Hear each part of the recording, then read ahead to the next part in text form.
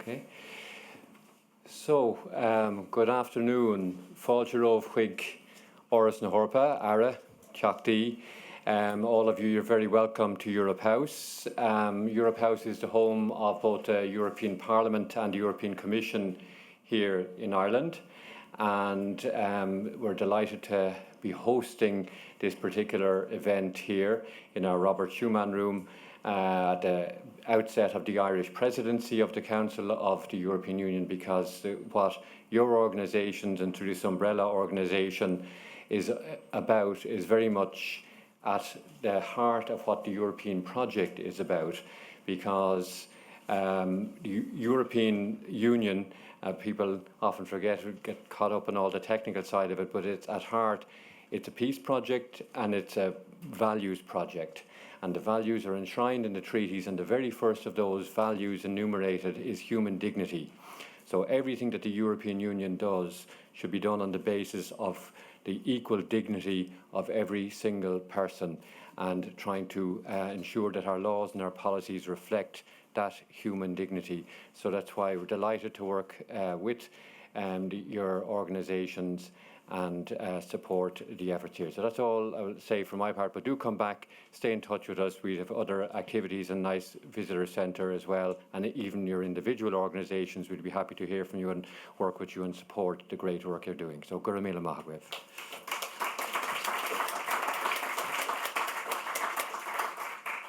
Thank you so much, Mr. Barra. And now I'd like to welcome our event host today. That was just on my housekeeping notes to say, so I'd like to welcome our event host today, Mr. Billy Callagher,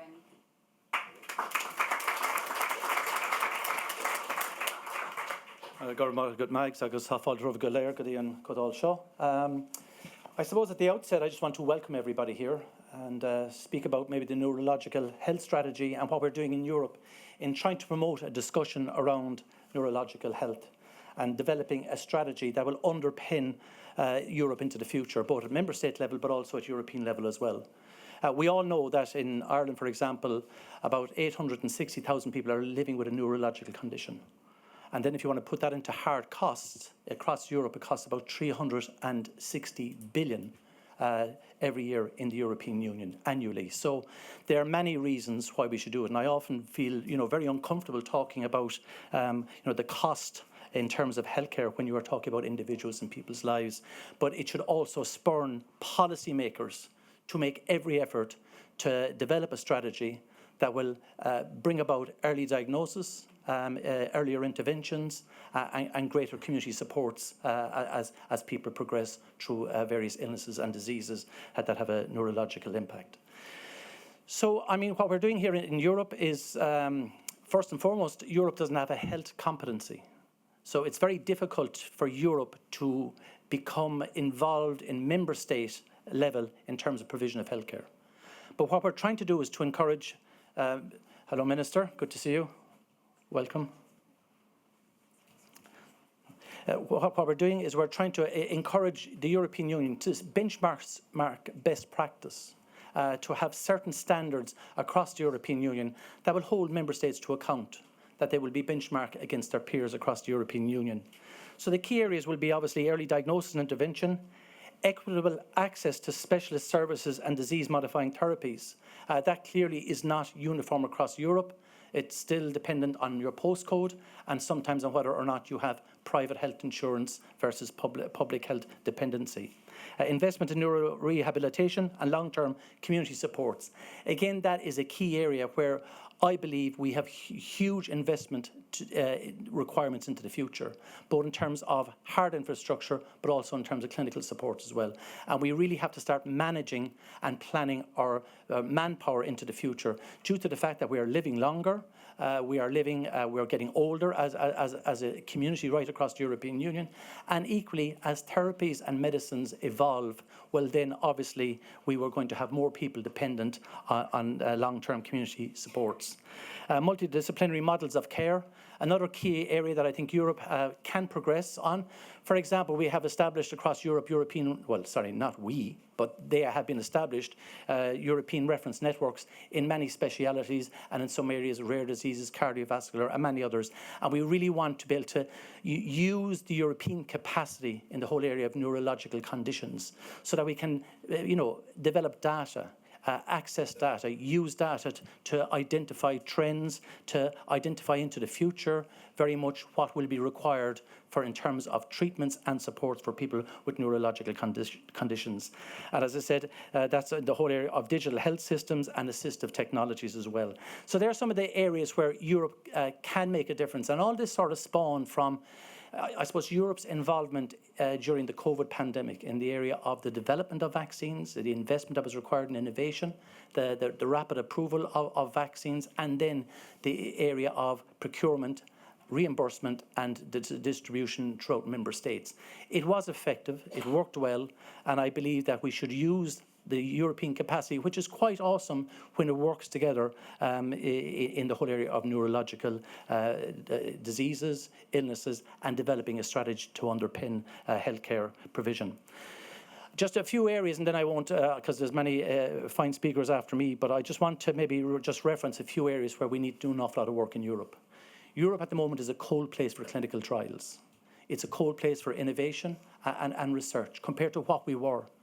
Vis-a-vis the United States and China, for example. So we really have to reboot ourselves and make ourselves an attractive place for clinical trials, for research and development, and ensuring that when we do these things, they remain in the European Union. What is happening now is even ideas are drifting to the United States first. Clinical trials are taking place there or else in China, and our patients are the ones that are not getting those treatments in terms of clinical trials at the early stages and then rolling it out with rapid reimbursement later on. So that is an area where we have a lot of work to do, and we have the Biotech Act.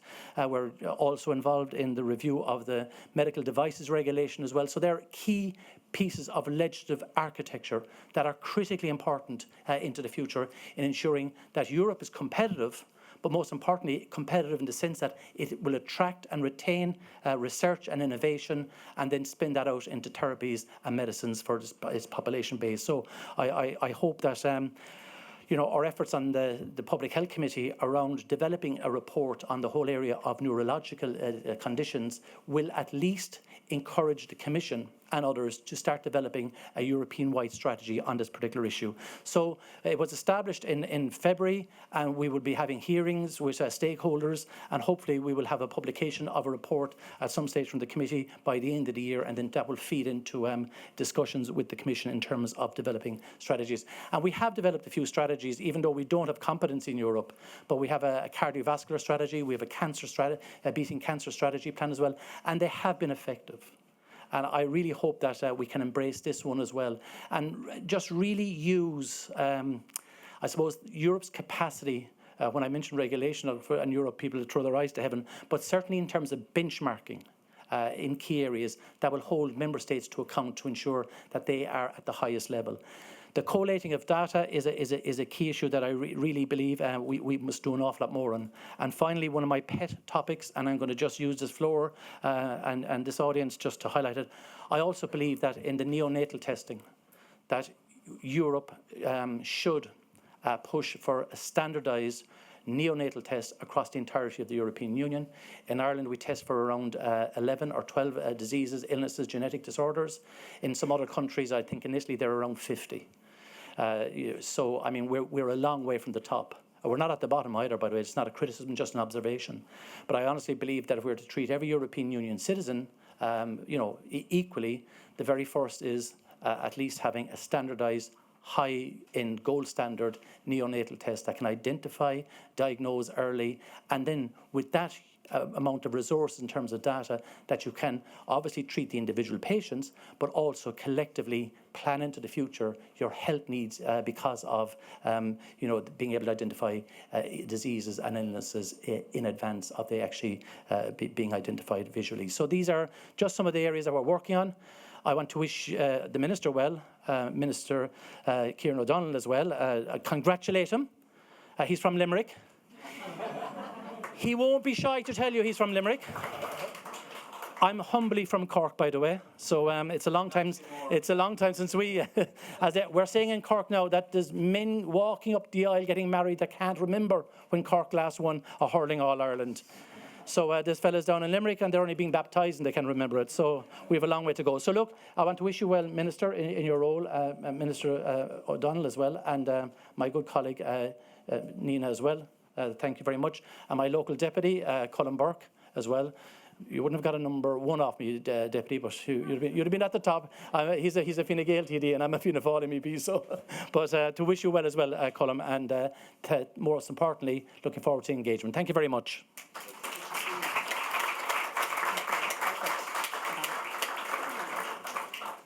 Thank you. Given us a lot to think about, Mr. Kelleher, before we even start today.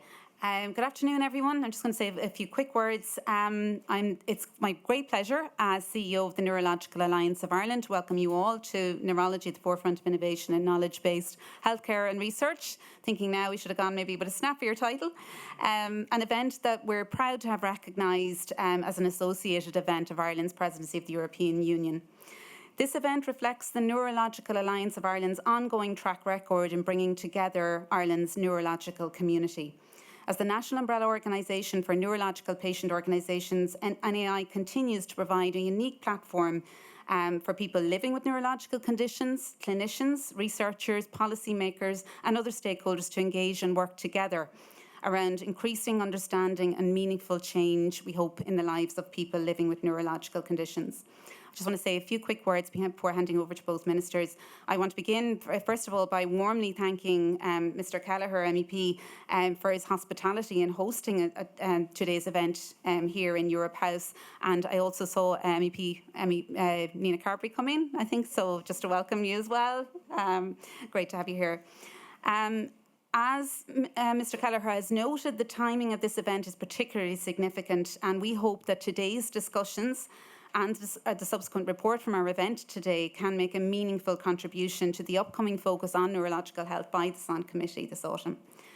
It's my pleasure to extend a warm welcome to the Minister for Health, Jennifer Carroll McNeill. Minister, thank you for meeting us today and for your continued support for improving healthcare and advancing health research and innovation in neurological health in Ireland. And just to say, you remembered and I didn't. You actually met NAI on World Brain Day many years ago, so you did remind me of that the first time we met. I also want to warmly welcome Minister Kieran O'Donnell, Minister of State for Older People at the Department of Health. Your presence today reflects the importance of ensuring that neurological health remains a priority across all stages of life, particularly as our population ages and the prevalence of neurological conditions continues to grow. I have to say that our thoughts are with Minister Patrick O'Donovan, who had hoped to attend, as you know, and speak today at the event, but he sent his apologies for health reasons, and we all do wish him a very speedy recovery. Before I hand over to the Minister for Health, I just want to extend a warm thanks to our event chair, Gráinne Gorman, CEO of the Health Research Board, to each of our distinguished speakers, moderators and panellists, our event sponsor, AbbVie, and everyone joining us here today, both in person and online. Our audience reflects the breadth and strength of Ireland's neurological community, with representation from people with lived experience of neurological conditions, patient organisations, elected representatives, researchers, clinicians, industry partners and colleagues from the Department of Health and the Health Services Executive. Thank you all for being here and for your commitment to this important agenda. And just a very, very quick housekeeping note, just that people will bear with us. We have a very packed schedule, so we just don't really have time for questions and answers, but we're hoping to have a little short comfort break just in between the two panels. So I would encourage people, if they want to approach any of the panellists at that stage. And now it is my great pleasure to hand over to the Minister for Health, Jennifer Carroll McNeill, to deliver her opening address. Thank you. Welcome, Minister.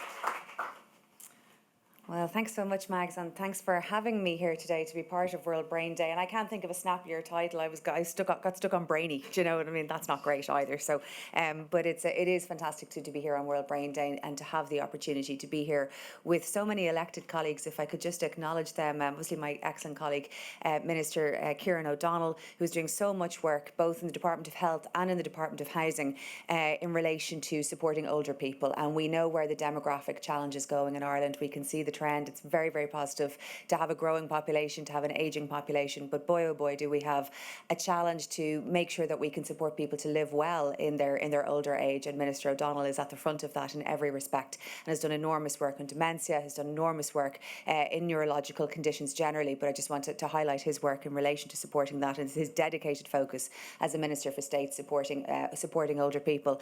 It's also fantastic to see my Oireachtas colleague Colin Burke, who of course is the chair of the Oireachtas Neurology, the Oireachtas Committee on Neurology, and I see Gillian O'Toole. It's fantastic to see you here also, and our wonderful MEP colleagues Billy Kelleher, our host today, and Nina Carberry, both on the MEP interest group on brain health and neurological conditions. And of course, I saw Billy, I think last week, or time goes by very quickly, possibly last week, possibly this week, in Brussels on the Sant Committee, where we started our European presidency dialogue with the Parliament to describe what Ireland's presidency priorities will be. But we'll come to that a little bit later. Thanks, Mags, for the warm welcome, and it's wonderful to see all our NAI colleagues whom we've met a number of different times. There's so many people in Ireland with an interest in, whether it's direct or whether it's a family connection, an interest, a personal interest in neurological conditions. We know so many people. My family, I really do want to acknowledge that I'm missing my colleague Patrick O'Donovan today, who I know would absolutely love to be here. I was chatting to him over the weekend and he would very much like to be here. And it's also great to see our Chief Clinical Officer there sitting at the back of the room trying to hide, but very, very much here, and it's great to see him here today. Why? Because this matters for so very, very many people in Ireland and so very many people across Europe. And I'm so glad to have the opportunity to have this dedicated research and academic focus on it today that you have facilitated here, and crucially to do that in the European context as Billy has led to do that. And again, it's wonderful. I know you're going to have a video address from our colleague MEP Adam Jarubas, who's the chair of the Sant Committee of the Health Committee in the European Parliament, the Committee on Public Health, and his leadership is going to be really important in how we advance the dialogue at a European level on neurological conditions. It's also very, very good to see how Future Neuro, whom I have met differently, and the Centre for Translational Brain Science have brought together the programme along with Trinity College, Global Brain Health Institute, the European Brain Council, the European Federation of Neurological Associations, and the European Academy for Neurology. So if that isn't a list of serious people interested in improving the lives of people with neurological conditions, I don't know what is, and it's going to be an excellent conference today. I think if I could just say today's event is particularly timely this month. You know, you're here obviously at the invitation of our MEP colleagues in the European Parliament building. This event is not just World Brain Day, but it is the opening month of Ireland's presidency of the European Union. Such an important moment, such an important event. For those of you who haven't already been told, and you will be reminded many times in the next 6 months, this is our 8th time to hold the presidency of the Council of the European Union. It's a fantastic opportunity for Ireland as one of the strongest, most committed people to the values of the European Union, to the European Union, the country that comes consistently right at the top in terms of support for the European Union in the Eurobarometer analysis, to celebrate being European and to celebrate our contribution to Europe and our capacity to contribute to Europe, we believe very, very positively. To be a country that has been both a net recipient of European support, European financial support, and now a net contributor, and one of the highest net contributors on a per capita basis, I think is a real honour and a real measure of quite how far we have come as a country, quite how far we have come as a state, and how much we contribute to the European project and to European integration.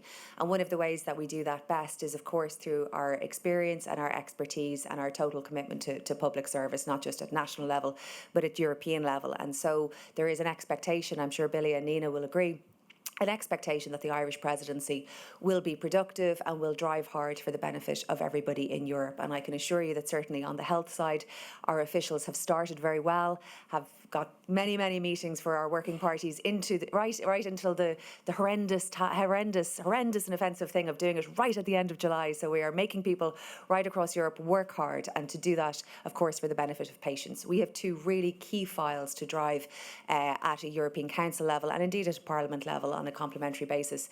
As Billy mentioned, the Medical Devices Regulation and the Biotech Act, the 2 big pieces of legislation that will, we genuinely believe, change the opportunity for patients and change the opportunity for industry in Europe to be able to bring innovation in the most simple way, to bring innovation from the university and the research lab to the patient much, much more quickly than is currently happening, without diversion to the United States, either in terms of looking for registration, for regulation, or indeed looking for finance, and to bringing the ideas that are being generated and fostered in Europe to the benefit of patients much, much more quickly than has been the case. So it's a fairly unique opportunity to progress something that's both an enabler for industry, much of which happily lives in Ireland and is supported by Irish people, Irish clinicians, Irish researchers, but for the benefit of patients as well. And we don't often get that happy confluence of events. And this presidency is a great opportunity to advance something really constructive and really positive. So I hope that by the end of the 6 months, you will be thoroughly sick of us telling you this or of us updating you on this, if you'll forgive me. But we take it really, really seriously, and we want people to know what it is we're investing our time in on a European basis over the next number of months. And that really, really is it. Of course, we're doing this as an honest broker. We're not doing it on behalf of Ireland as such. We're doing it on behalf of all of the people of Europe. And what Billy said about the equality of access across Europe, the equality of access to the newborn infant, the infant screening tests and so on, is exactly right. You know, in Ireland, we're extending the number of conditions and have done over the last number of months, but we're nowhere near where we'd like to be. But what we really see across Europe is this need for health equity and the same access, whether it's the same access to pharmaceuticals, whether it's the same access to clinical trials, whether it's the same access to medicines. We are trying to flatten the curve of experience in healthcare, and it's a complicated thing to try to do, given that health isn't a national competency, that isn't a European competency and remains a domestic competency. So we really are trying to straddle the balance with, how far we can push the boat between not changing the European treaties, which we don't enjoy, particularly in Ireland, and making sure that we can actually do the best collaborative work for the people of Europe. So that means, for example, with the Biotech Act, being able to collaborate on clinical trials, being able to find ways to pool our ability to purchase medicines rather than being against each other or bidding against each other in different ways. But we have to try to figure out how to do that, recognising the particular structures of the treaties, but the presidency, is focused on those, economic competitiveness, but the values and principles, which is what I'm saying, health equity and getting products to patients as quickly as possible. But today is different. Today is not obviously just about the presidency or anything like it. Health is first and foremost and only about people and how we support them and how we use research to support people, how we improve quality of life for patients. And today is our focus on people with neurological conditions. We know, generally, from our own experience, from your professional expertise, we know that from the World Health Organization that neurological conditions are considered one of the leading causes of ill health and disability worldwide. We know that neurological conditions are the most common cause of disability and unfortunately premature death, and that the prevalence and impact is only going to increase given what I mentioned about our ageing demographic. In Ireland, of course, we believe 860,000 people living with a neurological condition, almost 1 in 6 people, and it is a huge personal and economic cost. The opportunity to work predictably, the opportunity to live life predictably, the opportunity to participate, the social and economic cost of neurological conditions is very, very significant. The impact on one's confidence, the impact on one's ability to participate, so many different parts of life are impacted by the unpredictability, I suppose, and the many aspects of neurological conditions, but one of those obviously is the unpredictability, and the impact on health and quality of life is to be acknowledged and remembered today for all of those people who aren't enjoying the same easy path as I am today, or as many other people happen to be. I think, as Billy mentioned, it is so important that we get to a point where we have an EU strategic framework in relation to this. We have taken so many steps together in Europe, whether it's bringing together our data understanding, our use of population data. We have taken steps in the past, as Billy has outlined, in relation to cancer. We're currently focusing on cardiovascular health across the EU. That is also a part of the European presidency. But where we have, conditions that impact so very many people across the Union, to the extent that we can collaborate and have a collective strategy on how we address and support people. It is really the only way of achieving real health equity and making sure that people in Bulgaria have the same opportunity as people in Germany, as the same opportunity as people in Ireland. But more than that, that we can harness the intelligence and the innovation and the experience of clinicians and researchers right across Europe for the benefit of everybody in Europe. So there is a huge opportunity to do this. We reached a major milestone in 2022 with the adoption of the World Health Organization Intersectoral Global Action Plan on Neurological Disorders and Epilepsy. And I know, building on that then, in the SOND committee, there have been recent hearings on neurological health, and now we have this commitment, I'm so glad, to examine the development of the European Neurological Health Strategy. So today, against that backdrop, today is a really, really important opportunity to contribute to that. Today is a really important opportunity to feed into that and to give direction to that, and it aligns very closely with what I said about our European presidency priorities generally. We domestically in Ireland, we are trying as well, of course, whatever about at the European level, of course, we have our own domestic needs to meet. This year, we committed to developing our next national stroke strategy following the conclusion of the current strategy in 2027. That, of course, will align very closely with the Stroke Action Plan in Europe, which I signed earlier in the year. We saw huge benefits from the existing stroke strategy. I mean, really significant benefits. And when you think now about what's possible in terms of the use of AI and all of the other pieces about how we can improve care, how we can improve the speed of care, so much more is possible and continues to be possible because of the developments in technology. And it's a very, very exciting opportunity to go again and go further. Of course, Ireland's participation in the Genome for Europe is another example of our commitment to trying to support European action in this area, and I think that will be a big resource to support research, to help us improve disease prediction, prevention, diagnosis, and of course we have to harness, and if we don't, it's nearly criminally irresponsible not to harness the benefits of the European health data space regulation and what's possible through that. And we have passed all of the relevant legislation domestically to enable us to do that. And there's a big, big opportunity for us to do that. But look, there's a fantastic opportunity here. We have, as you're well aware, world-class research institutions. We have multinational investment. We have the companies here who are investing in health technology for the future. We have a highly, highly skilled and committed workforce. Ireland is really well positioned to accelerate the development of novel diagnostics, of therapeutics, and of digital health technologies for neurological disorders. One of the things that Minister O'Donnell and I are most proud of today is the advancement of the strategic plan for the development of healthcare in the Midwest. And while so much of that is focused on the development of an additional hospital and additional facilities, Minister O'Donnell and I see it very much as stating of putting down a mark for how ambitious we can be about combining health for patients and health for the economy through research.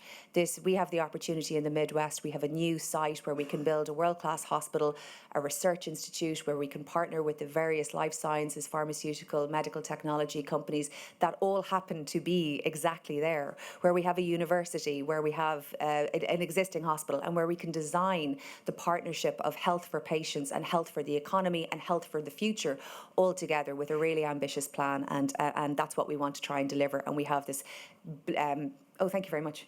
And we have this opportunity which we are announcing today. So all of the time we're trying to think about the future, all of the time we're trying to think about it from the perspective of delivering for patients, which is really the only thing that matters. But because of the opportunity through the legislation, the competitiveness legislation in the European Union, we have this happy accident of being able to deliver so much more for researchers, so much more for those who want to take their research to market, but crucially to do it in Europe and to stop that drift to it going to other places so that it's European patients getting it much more quickly and getting the benefit of that. So what you're saying today matters. It's important that you're feeding into this at this stage, that you're doing it here in Dublin. We're so delighted.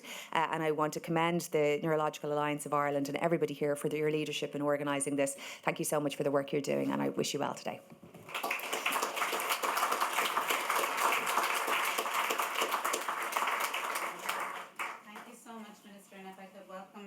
Minister Kieran O'Donnell, Minister for Older Persons at the Department.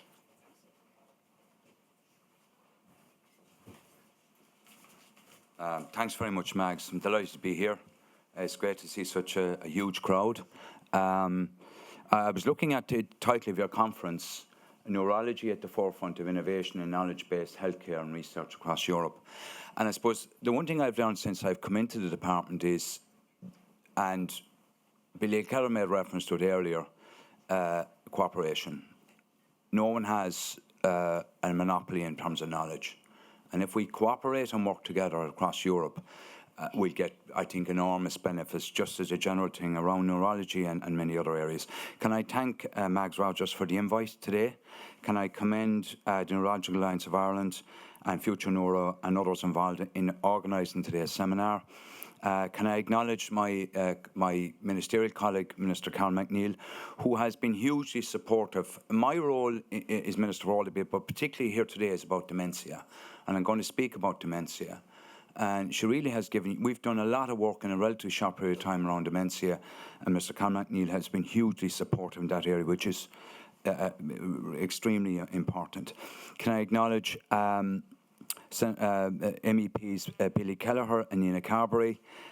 Billy, Cork's Day will come.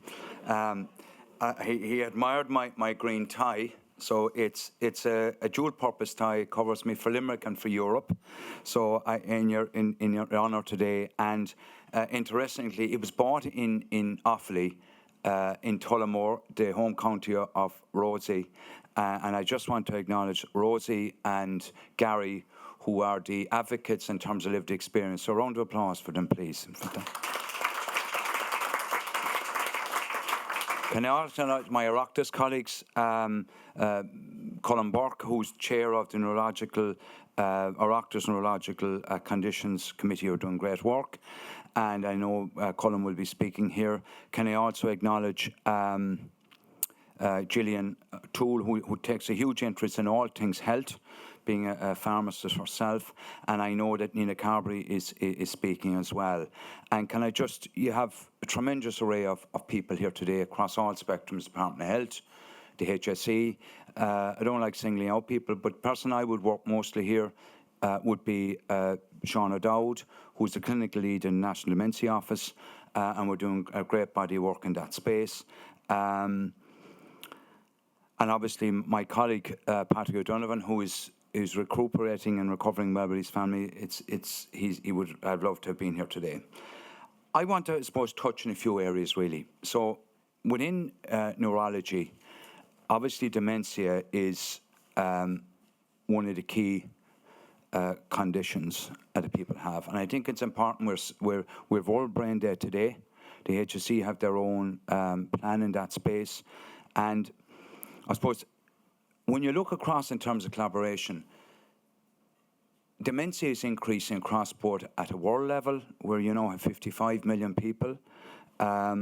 It's going to increase by up to maybe 152 million people in 2050. Europe, in terms of Alzheimer's, Europe estimate 9 million people living with dementia in Europe. That's going to increase over 50% to over 40 million people in 2050. And here in Ireland, we have 70,000 people with dementia. That's going to increase to well over double, 150,000 by 2050. And one of the first things when I came into, we've a very strong program of government in the area of dementia. And one of the areas, my own background is I'm a chartered accountant by training, so I'm into data, very comfortable with empirical data. So the first thing we did was to fast track with Sean O'Dowd and Paul Maloney and Alice McGinley in the HSE, the development of a national dementia register in Ireland. It's now, since last year, underway. We hope to have that up and running by at the latest 2028. That will bring about a coalition of data in terms of people that are diagnosed, and side by side with that, under the HSE's dementia strategy, which they brought out in 2023, we're rolling out memory assessment clinics nationwide, regional specialist memory assessment for general diagnosis, the regional memory assessment clinics specialist, and very much in the area of young onset dementia. I want to spend a small bit of time on it. It's a growing area. There is a commitment in the program of government in that space. And then we have the intellectual memory assessment for people with intellectual disabilities. They'll all feed into the National Dementia Register. And going back to MEP Billy Kelleher's point about collating of data, we will now have empirical data. First time. That will feed in at a European-wide level, and it's something I'm really encouraged by, and it's something that we really want to, as a government, promote. And at a world level, you have, I was looking, the World Health Assembly, they adopted a global action plan on public health response to dementia. We in Ireland, that's been extended to 2031. We're part of that. Furthermore, in addition, at a European level, we're involved in the 3-year action plan on dementia, rolled out in 2025, and then there's a government advisors group as well. But the key focus really is, and your debate here today is, what further synergies can we bring working together at European level? We in Ireland have a key role to play in that space. People would probably, in the last number of months, we had the FTD brothers that probably everyone knows, Cian and Jordan and Cian Adams. And they have a condition, genetic frontal temporal dementia. They hit a point here, and I've no doubt in the UK, I've no doubt they'll be doing it in Europe as well. So we're now working with Sean O'Dowd and others, that we'll join GEMFI. And people who are aware of GEMFI, it's based in London, but many of your countries are part of that. And once again, it brings that synergies. Once again, Minister Carmen made reference to working with clinical trials. So we'll be looking at that we'll be involved in clinical trials in that space. I very much look forward to the outcome of the work of your committee in Europe, Billy, in terms of what will come. And for me, it's always about the synergy it will bring. Dementia is both we have an ageing population, which is to be, I suppose, acknowledged and applauded, but comes that with challenges.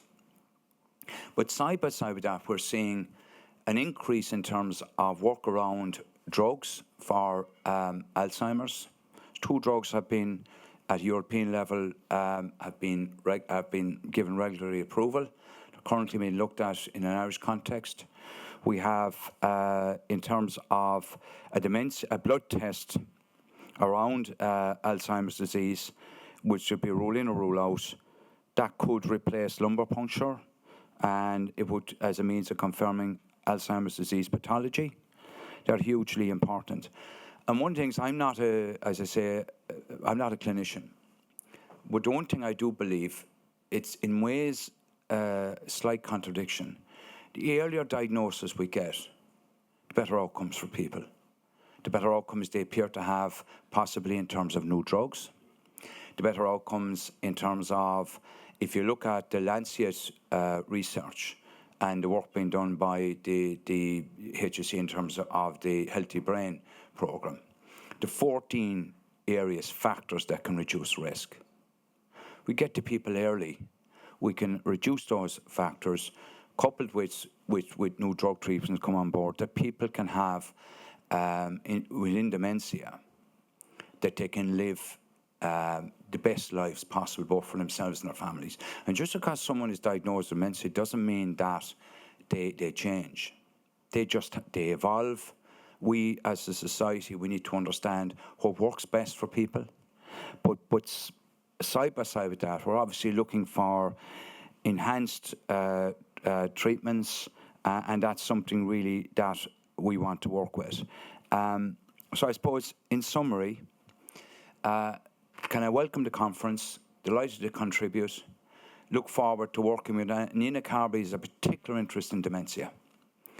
And I suppose, Nina, you have a personal interest, family-wise. And with Nina and Billy and their European colleagues, they're an extension of what we do politically here at home. But they're the European representatives. So out of today, and obviously Minister Carl McNeill made reference that European Presidency is here in Ireland, what more in terms of structural approach can we bring from my end as Minister in older people, and more particularly with dementia, that brings about further synergies in clinical trials, which is hugely important in terms of treatments, in terms of people being able to reducing the risk factors, and just getting those synergies that a rising tide lifts all boats in terms of dealing with dementia and we will shortly, that's for me, we wouldn't have a national dementia register, we'll have empirical data. And I think that would be hugely significant. Can I welcome in your further deliberation? You've some excellent speakers today, and I look forward to working obviously with my colleague Minister Carol McNeill, our European colleagues, the HSE, Department of Health officials, and more particularly the representative bodies and everyone here in the European context, in terms of obviously dealing with neurology and research, but in the specific area that I am responsible for in terms of dementia. Thank you all very much.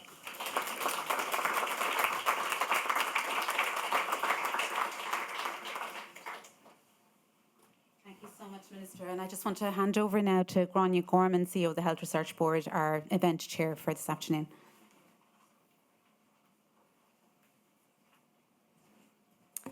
So good afternoon, everybody, and as Chair, let me formally welcome everyone to today's event. Thank you for joining us, and it really is, it's a privilege to be here, but it's also amazing to see such an amazing turnout today. And I'd like to thank the Neurological Alliance of Ireland, Future Neuro Research Ireland Centre, our host, Billy Kelleher, our Minister, and ministers for attending today, and all our supporting partners for today for bringing this together, as our Minister stated, at such a timely and important moment in time. We have a really excellent programme today. We're exploring two critical themes. Firstly, we'll have a panel discussing how healthcare systems can better address the needs of people living with neurological conditions. And later we'll hear how research and innovation can better strengthen and improve neurological health outcomes. So throughout the afternoon, you're going to hear from a host of people, political representatives, policymakers, clinicians, researchers, patients, patient advocates, before concluding with a joint declaration on advancing neurological health during Ireland's presidency of the European Union. Before I begin, Mike's asked me to introduce myself, and I have to say it's an absolute privilege at the minute. I'm serving as the Chief Executive of the Health Research Board, Ireland's national health research funding agency. But before I joined the HRB, I spent many years as Professor of Neurology, the Director of the Wellcome Centre for Mitochondrial Research, working across clinical care, academia, health research systems, and bringing research closer to patients. But when I was reflecting on today, I've come to appreciate one lesson. And it doesn't matter how outstanding scientific discovery is or how remarkable, it only really truly fulfills its promise when it makes a meaningful difference in people's lives. And I think looking around everybody in the room today, and I think it's quite topical, we may not realise it, but neurological health is particularly a powerful lesson, because the research we invest in today may one day become the care that any one of us in this room, our families, or those we love will depend upon. The question, therefore, is really, how do we turn the scientific discoveries of today into real-world benefit? And I think that's the purpose of today.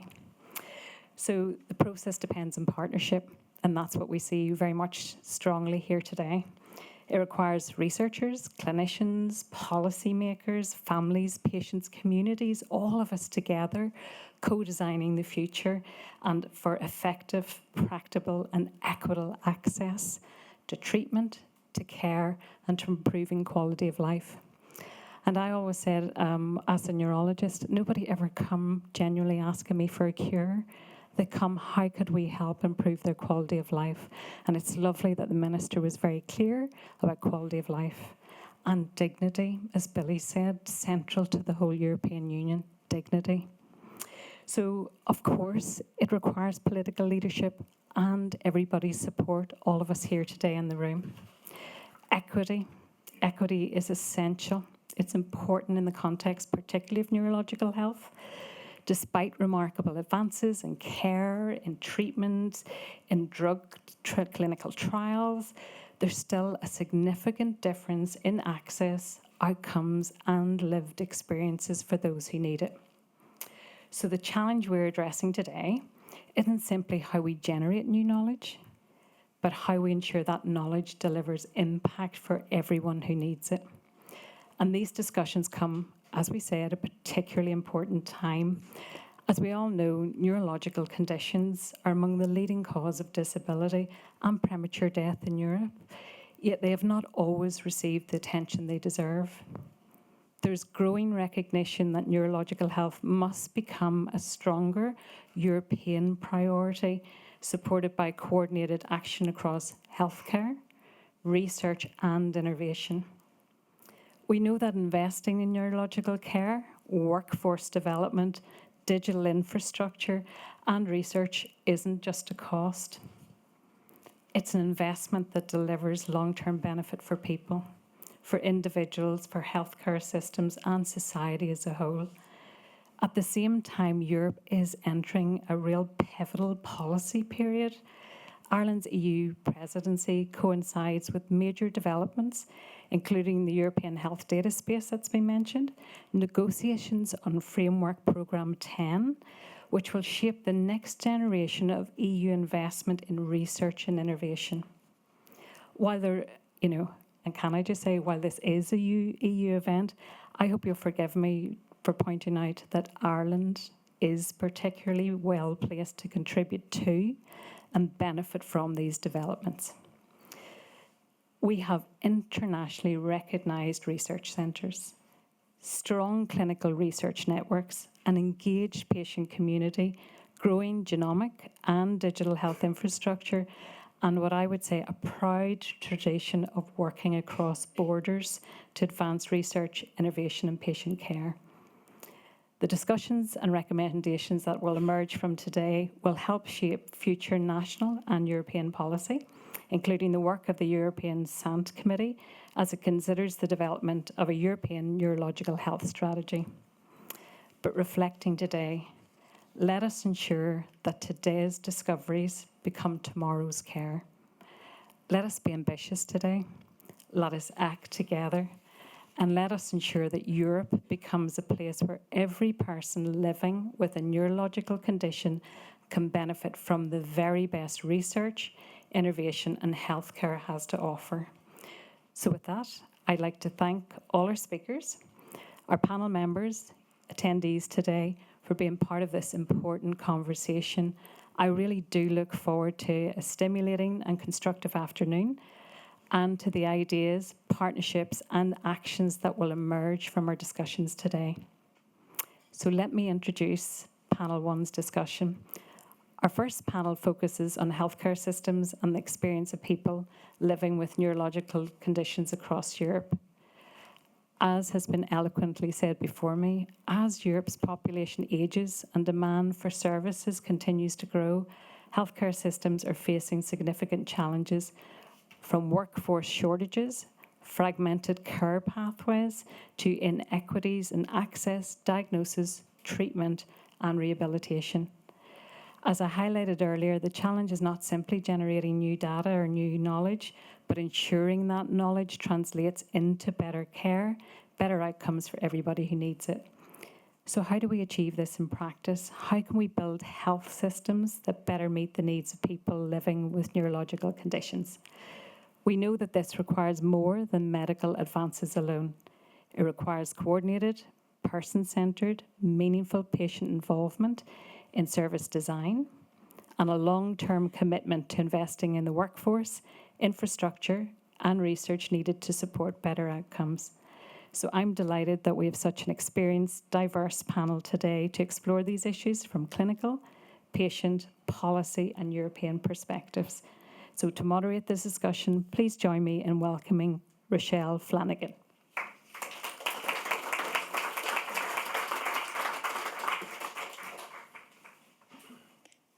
So just thank you very much, Minister, for attending. So, my name is Rochelle Flanagan. I am a person living with a neurological condition for the last 10 years, and I'm delighted to be here, invited to moderate the first panel. I think in terms of what the Minister of Health said, which really stood out for me was predictability. When you live with a neurological condition at the moment, with the lack of services and research, we actually live with a lot of unpredictability. And we want to be able to live our lives, as she said, like herself, with some predictability. So I think with better care and better research, that would actually help the 860,000 people in Ireland and the many millions that live with neurological conditions in Europe. So I'm going to just kick off. So basically the panel format is we have 6 esteemed experts here who are going to give us some of the answers to the questions the ministers raised. They're each going to speak for 4 minutes. I'm going to introduce them and just ask an opening question, and then we're going to move from each expert to the next. So I think, as the last speaker, Grania, mentioned, was, it's basically not about us, without us. We need to be at the centre of it in terms of people living with neurological conditions. So it seems appropriate that I start with someone with lived experience. So it's Eamon McPartlin, who's actually the chair of the NAI and is a patient advocate. So Eamon, I'm going to start with you in terms of beginning with the lived experience, because it needs to start with us. What would you like to share after hearing what you heard today and your own lived experience? Thanks, Raquel. Good afternoon, everyone. I suppose firstly what I want to highlight is that neurological conditions can affect anyone at any age. I live with 2 neurological conditions, dystonia and functional neurological disorder, both which had symptom onset in my 30s. And both them conditions, like many other neurological conditions, can affect people at childhood right through to later life. So I want to touch a little bit on patient-centred care. We hear mentioned the importance of patient-centred care for those living with neurological conditions, but what does that mean? For me, the start of patient-centred care is a timely diagnosis. I know firsthand the benefit of early diagnosis for one of my conditions and the consequences of late diagnosis for my other condition. So once we have a diagnosis, we need timely access to the right treatment or rehabilitation.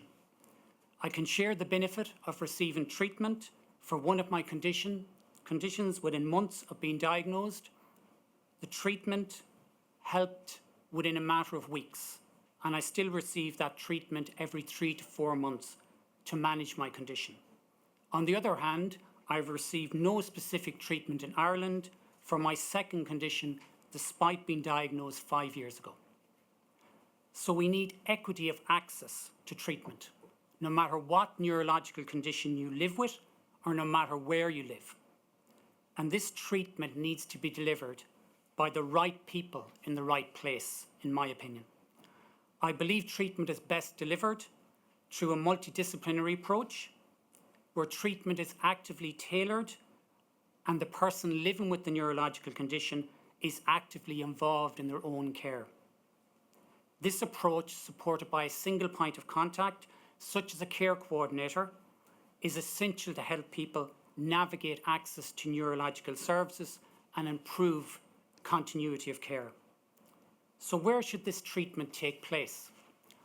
Obviously, when people require specialist treatment for their neurological condition, this treatment needs to take place in specialist hubs, but it is so important we deliver neurological care in our community, close to where we live. We need to remember that for most people living with a neurological condition, treatment or care is not time limited. Yes, some people can recover, some people can go into remission, but for many of us, we need long-term support to ensure we live our fullest life.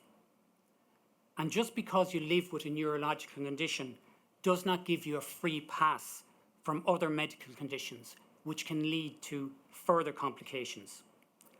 I have had multiple surgeries and radiotherapy for skin cancer, so I've experienced firsthand those complications. Therefore, it is important to not look at neurological care in isolation. it needs to be integrated into our entire health system. Timely access to healthcare information through shared care records and digital tools is a critical part of this integration. So how do we achieve person-centred care? We achieve it, I believe, by having those with lived experience of neurological conditions involved in the design and implementation of our healthcare services.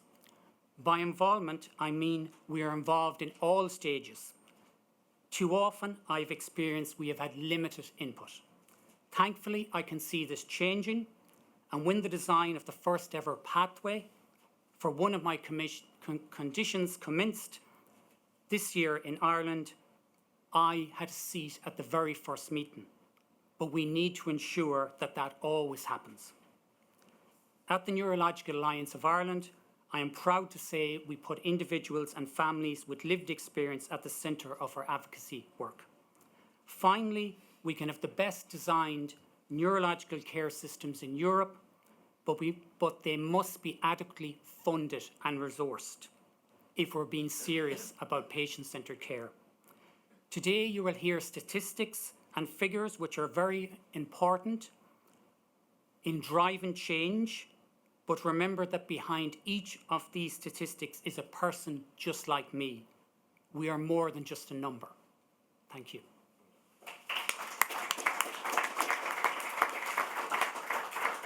Thanks very much, Eamon. I'm just going to move on to Dr. Orla Galvin, who's the Executive Director of the European Federation of Neurological Associations. So Eamon has reminded us about why lived experience matters, and Orla, how do we turn those voices into evidence that can shape services and policy going forward? Thanks very much, Rochelle. And today is a perfect example of the tipping point of that is collaboration, bringing all those who are interested and have invested interest, patients, caregivers, policymakers, researchers and clinicians, bringing us all together to see what are the core common asks that we need. So what we do at EFNA at the European level is to expand on what Eamon said, is really to use those patient voices as the testimony that goes alongside the keyword that I heard from you earlier is data. And something that we launched this year is a free platform for our patient organisation members so that they have the opportunity to fill the gaps that are present in every country across Europe when it comes to the neurological care needs of people who are impacted, both patients and caregivers, by neurological conditions. And what that shows, whatever service or system you're trying to change, whether that's a political position, whether that's regards to a school environment for education, whether it's an employment environment to keep people active in the workforce, when you see that replicated across Europe, the problems and also the solutions in 8 to 10 languages, the same thing being repeated and repeated by thousands of patients and caregivers, it's very, very hard to ignore. So where can that information go? On the ground level, yes, at the European level, we provide that data to agencies like the European Medicines Agency, to the HTA working groups, to WHO Europe, and to our MEP interest group on brain health and neurological conditions. And it's great to see MEP Callagher and MEP Carberry here. There is a lot that can be achieved through data that comes from the expertise that people with lived experience have, people with neurological conditions, because at any given moment, when you engage with a person with a neurological condition, they could be having a good day, they could be having a bad day. For the majority of neurological conditions, they are chronic and chronic progressive. So this has to be factored in when you consider the urgency of access, the urgency of rapid review processes, and the urgency of the, it's been mentioned already this morning or this afternoon, the urgency of the fact that, for example, in Ireland and right across Europe, we're an old continent compared to our counterparts around the world, and that's not going to change anytime soon. And we have an opportunity to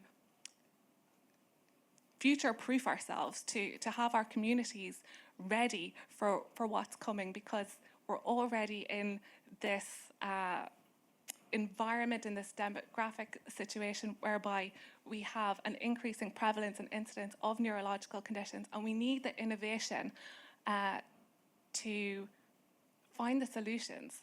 And very much so, as Eamon rightly said, when it comes to finding the solutions, there are no families, there are no individuals who are more adaptable, more innovative than people living with chronic progressive neurological conditions.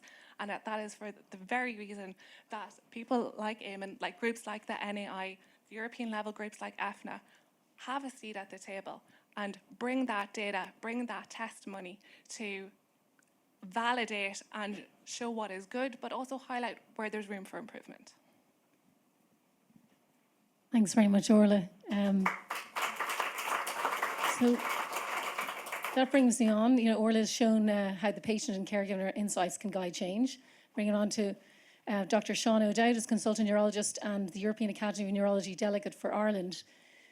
Sean, what does the clinical system need in order to act on the patient voice and the data that's coming out from the likes of the European, from the neurological alliances and associations? Thanks, Rochelle. So I think the European Academy of Neurology, just in terms of the Irish context, compiles a data set every couple of years about workforce, and I suppose it's something that within the Irish clinical community is something we're very keen to build upon. We're coming from a really low baseline, and I think in terms of delivering a truly meaningful patient-centred approach, an approach that's needs-based, we need to have the time and the bandwidth in clinical services to do that.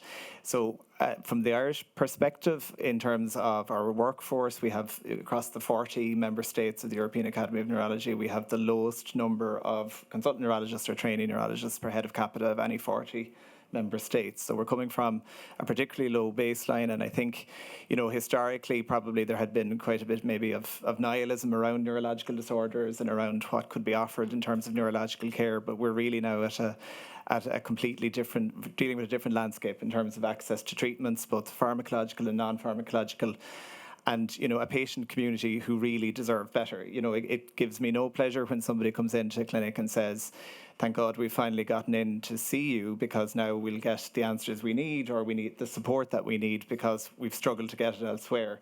And it shouldn't have to be like that.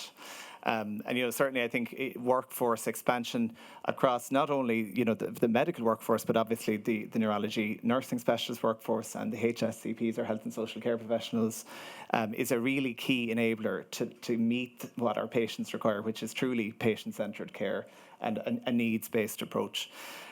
So I think workforce planning is a key piece. The other bit, I guess, in terms of actual clinical workflow and what work looks like, I think it's really important, and Grania has referenced that evolutions and innovations in research are brought into clinical workflows, are brought into clinical training, so that instead of, maybe trying to do some research or trying to recruit people for a study, for a clinical trial, within a really pressurized clinical outpatient setting, that there is actually dedicated time for that in a workflow scenario, and also in terms of how our people coming through are trained so that they can identify research opportunities and then deliver in a timely fashion to patients opportunities to participate in research, or opportunities to be in a clinical trial, for example.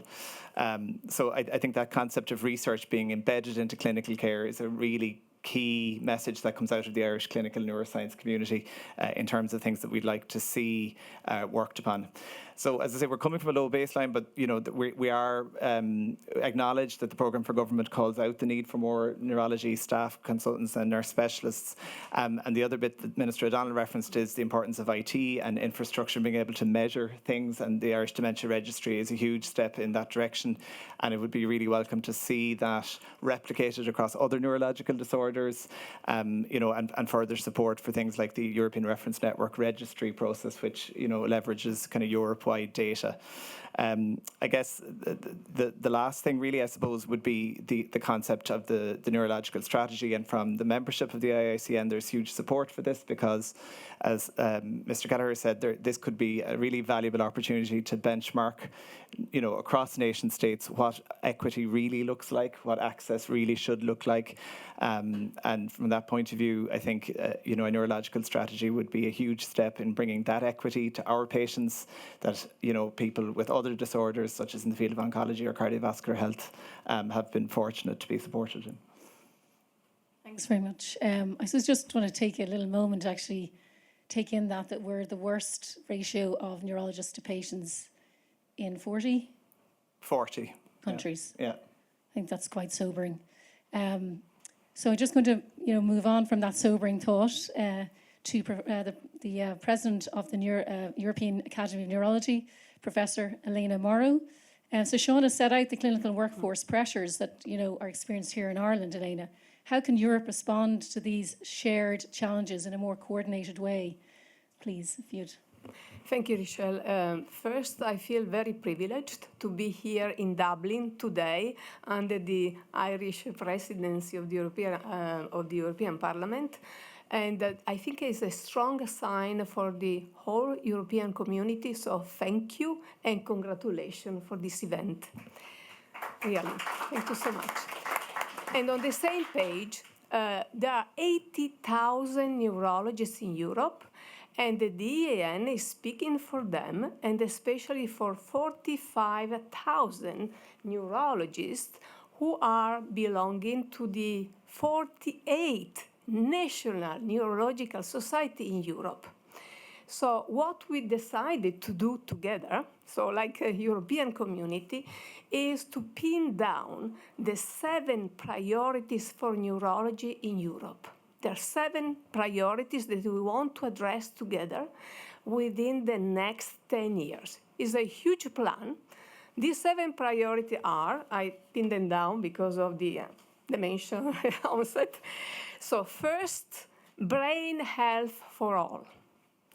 Second priority is to support equal treatment and access to care. Third priority for Europe, foster prevention, as we mentioned, and improving care. The fourth is strengthen the neurological workforce.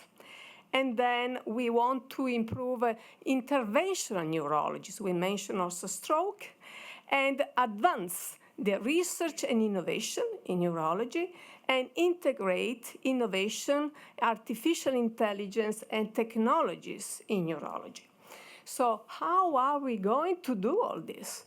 So we are together, and Sean also, we sign the Brussels Declaration for Neurologists with a global plan. This plan has to be sustainable, equitable, inclusive, efficient, multidisciplinary, and have to deliver concrete action in the short, medium, and this long-term plan for 10 years. So what we are going to do, we are working together. So we are 48 national society, 45,000 brains. So we have a plan that will be for, let's say, standard plan for Europe, and then each country, Sean, you sign this declaration, have to, of course, adapt according to the diversity that we have in Europe, right, for access to care, what we have discussed by now.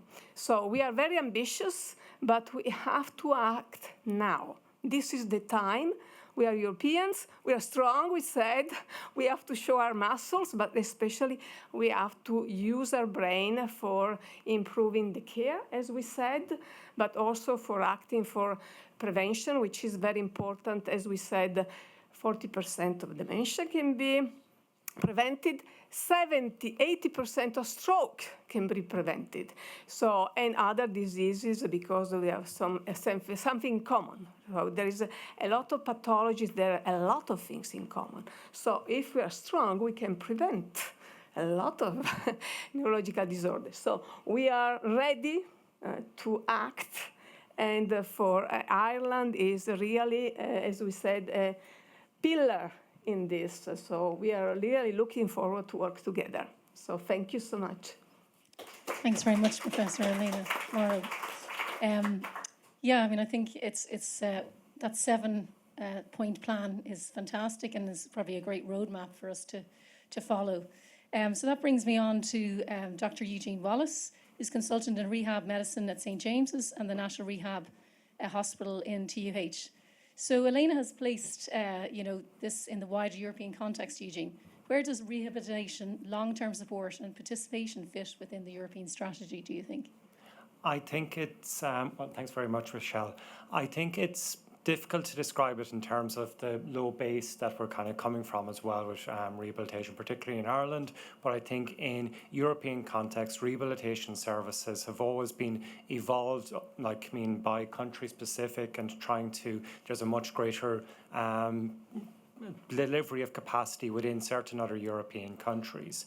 Trying to focus it around kind of Ireland and our contributing to it, I worry about the capacity that's coming to us. The changes that have been involved in the provision of neurological care over my career have been dramatic in terms of what's been possible in terms of stroke care, in terms of survival from traumatic brain trauma, from the kind of care that can be provided for MS, which is just a huge paradigm shift. So you have all the demographic changes you're talking about, but also the kind of advances in care. So this is creating a huge volume kind of to deal with coming from this low base, and that's the stress and worry that we have. How do we deal with this?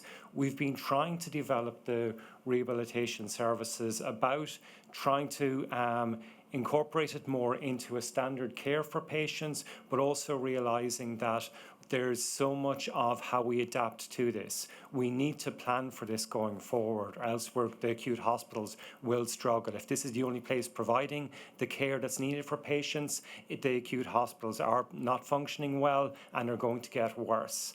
A lot of patients that I see kind of from neurology, from other services, they're in the acute hospitals. They could be managed much better either in an off-site setting or in their community, or prevented going into the hospital with neurological conditions, and we struggle to meet that need. And I think that's where we have to focus the ease of access for patients, knowing that it is a more longer term care that we're providing for patients as well, and to involve patients in part of their understanding as part of this. So I think it has to be, again, work that you'll hear from Dominic as well about. It's not just the logical extension of this, but turning it into actionable economic data that just we need this extra capacity here, or else without it, our hospitals won't function, our health system will be really inefficient, like our so many times I speak to kind of patients, I look at them and say, we could have you out of the hospital if we had capacity.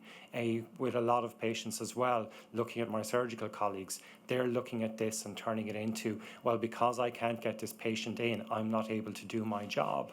So you do try to see how much we value the kind of problems of the capacity constraints that we're dealing with, and turning that into actionable goals for everybody to understand, saying our next top priority is to look after patients with these conditions, and it'll have so many knock-on effects for their care, but for the hospital's care and for their family, trying to function about how well and independent we can make them in the community. Thanks very much, Eugene.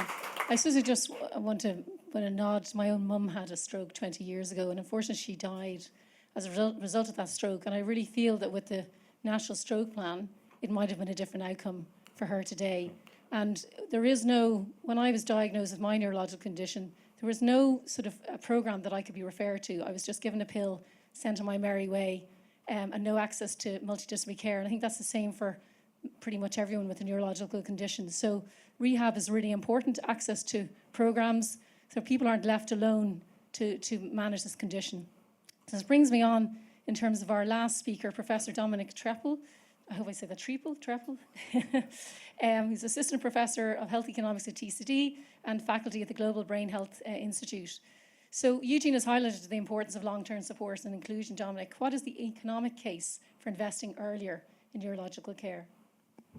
Well, firstly, thank you for inviting me today. And I want to also take a moment to thank you all in the audience for joining. I think you're actually the real heroes of this discussion. So I want to talk to you today about economic cases, so that it might be something that you, whether you're a patient representative or someone from government, can take away and think about as an actionable thing you can do to try and find something. So before I go into it, I always like to start off with just a quick and simple definition of economics. I always talk about my kids at this stage.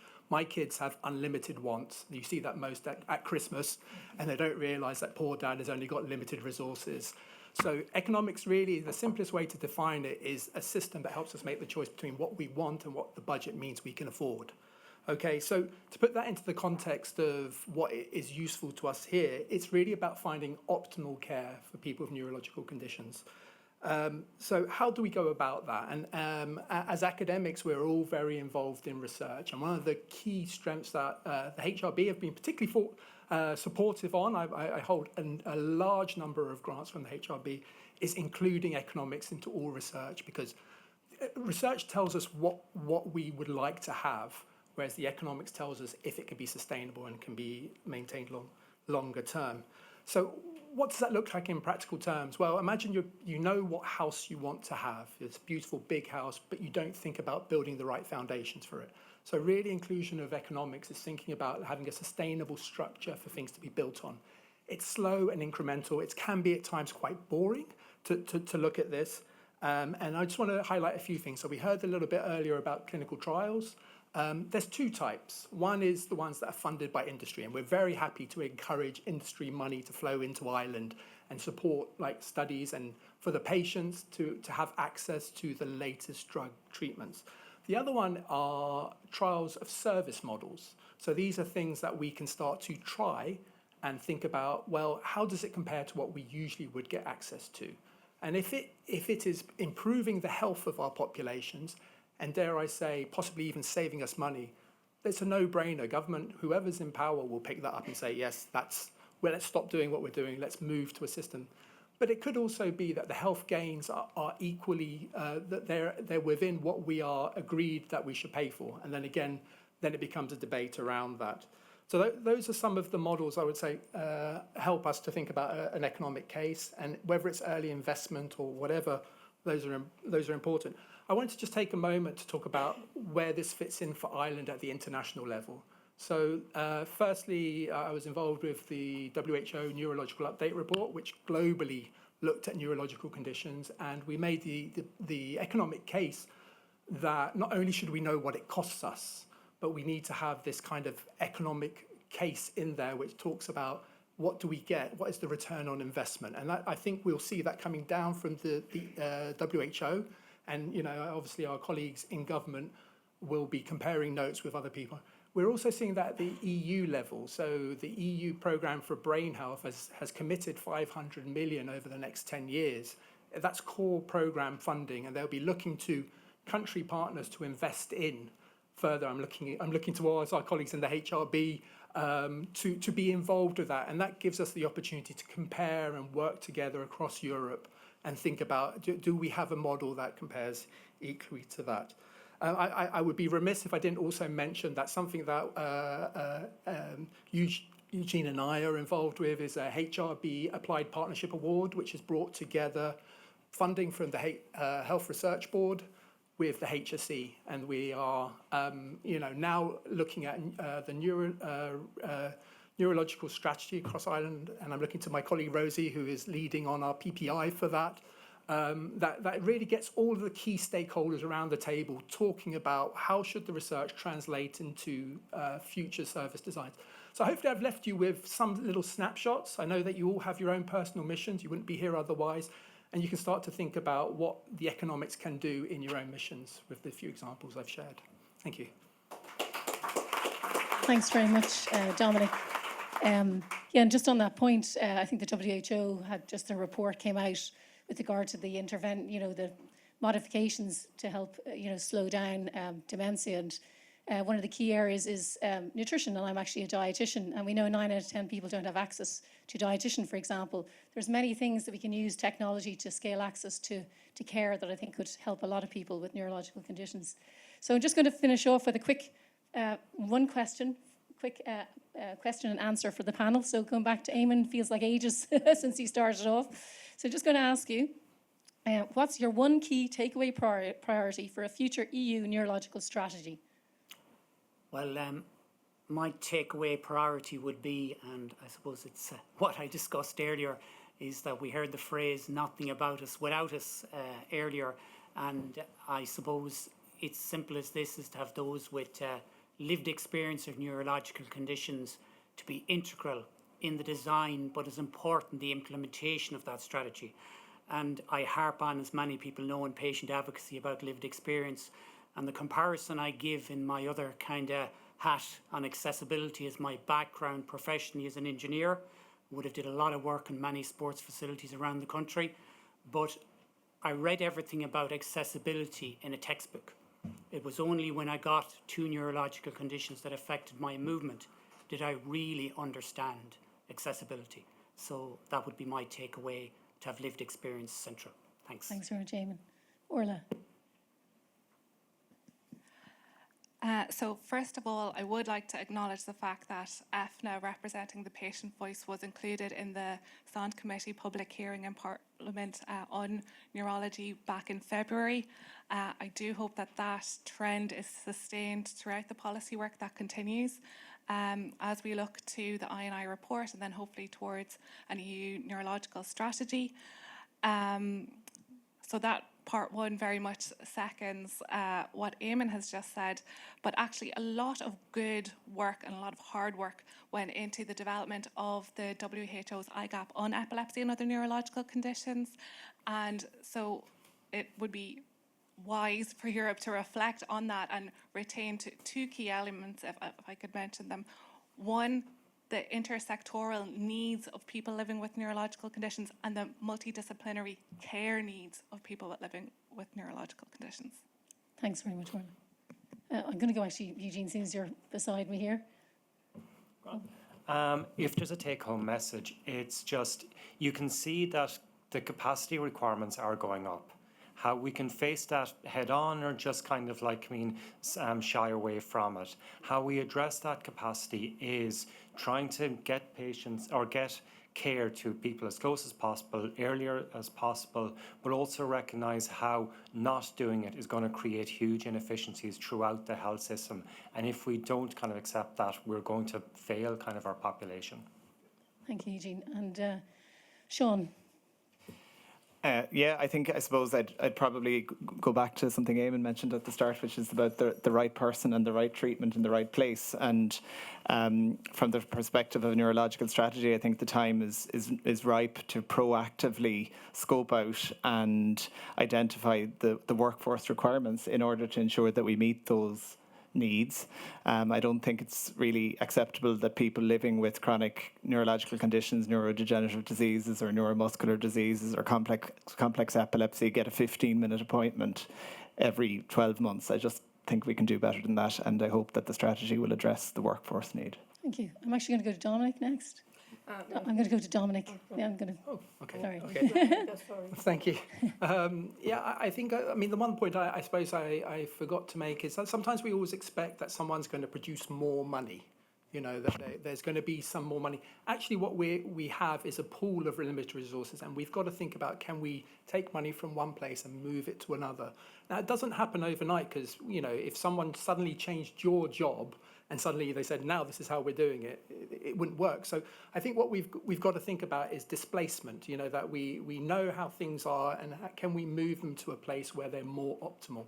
And that needs to be done strategically over time, but it needs to be done in a planned manner, I think is the point I'd like to make on that. Thanks very much. And then Professor Elena Morrow.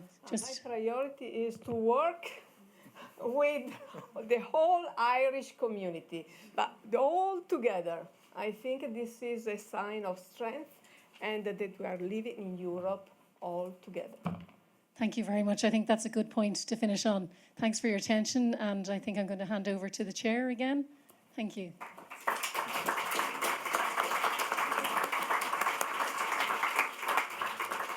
Okay, Luke, thank you very much to the panel. Can I just check, Mags, has our next speaker arrived? Oh, hello. Sorry, we couldn't find you. That's small me. Couldn't see you at the back. It's my absolute pleasure to hear from someone who became a household name during the COVID-19 pandemic, where he played a pivotal role in Ireland's clinical response and vaccination programme. He's been providing clinical leadership across the Irish Health Service since 2018, and before then he was the clinical director at Mercy University Hospital Cork. So let's welcome Chief Clinical Officer of Ireland's Health, or HSE, Dr. Colm Henry. And apologies I couldn't see you.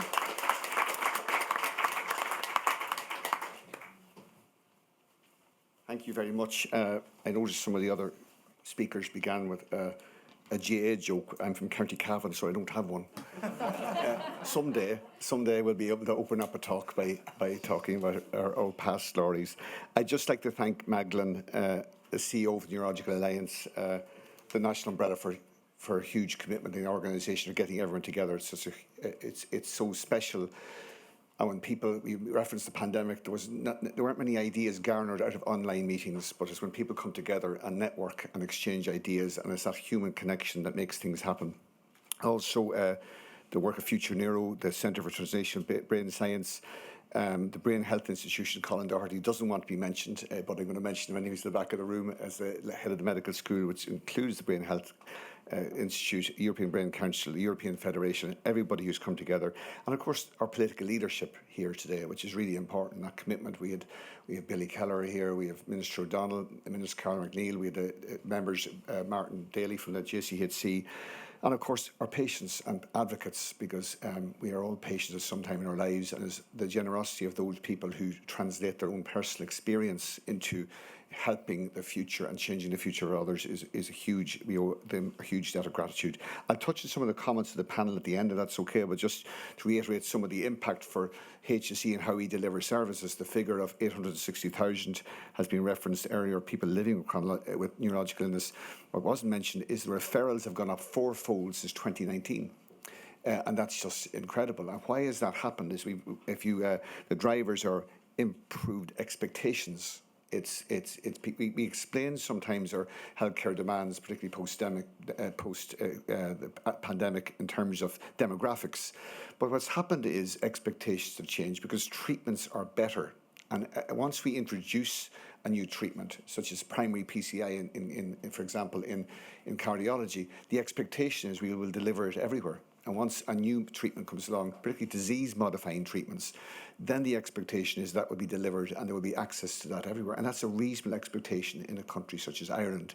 And in this particular area in neurology, we have seen a trajectory, as somebody referenced the word nihilism earlier, but we have seen a trajectory in my lifetime as a doctor from nihilism to active treatment to time-critical treatment. And in stroke, for example, the most extraordinary advances have been made in my lifetime as a doctor, whereby when I was a junior doctor, the treatment was passive, supportive, and waiting for events to take its course, with all that meant. Now it's time critical. And we've harnessed the new treatments, initially thrombolysis, then thrombectomy, to mean that if people access these treatments, not only can we make the stroke smaller, we can sometimes eradicate the effect of the stroke at all and turn what is a significant disability or even death into a life-changing improvement where somebody can reclaim and retain their independence and autonomy as an individual. And what we do in the HSE is what we like to do with the clinical community is produce models of care, and some of the leads of those models of care are in the room. Colin again, Norman Delante and others are here. And what we've tried to do is move from a reactive hospital-y type approach to an illness to saying what would an ideal approach to an illness look like end to end in terms of health promotion, in terms of prevention, in terms of keeping people well, in terms of promoting care in the community, such as what Sláinte Care extols, and then to defining not just how St James's Hospital or Beaumont Hospital works very well, but how they work in a network. Because what we don't want to see is the divergence of clinical access based on whether you live in Letterkenny or Mullingar, compared to what you might live in Cork or Dublin, which are big urban centres and attract more consultants, have bigger services. We need a network of services. And if you look at our approach, what we've been trying to do with the clinical community is build networks of services for maternity care. We have 19 maternity units. We want them to link together so they're not working in isolation. We want cancer network. We have 8 cancer centres. We want people who are in Letterkenny to be able to access the diagnostics and treatment of those cancer centres. And similarly, if you look at how we've applied this then in neurology, is creating networks of care and linking particularly those areas which have geographically poorer access or perhaps no access at all to neurological opinion. So that's what we're trying to do. The results so far, I mentioned stroke earlier, we have demonstrated by implementing these models of care, even if we don't do it as totally as we'd like to, completely as we'd like to, that we can improve access to diagnostics. We can improve access to treatments such as thrombolysis and thrombectomy. We can improve outcomes. We can reduce mortality, reduce admissions to long-term care.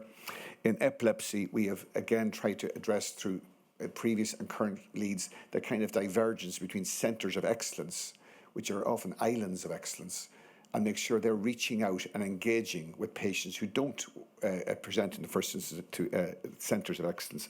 And likewise, in our neurorehabilitation programme, we don't want it to be a chance that you access the best rehabilitation possible. It needs to work in a network. That's what Sláinte Care is all about.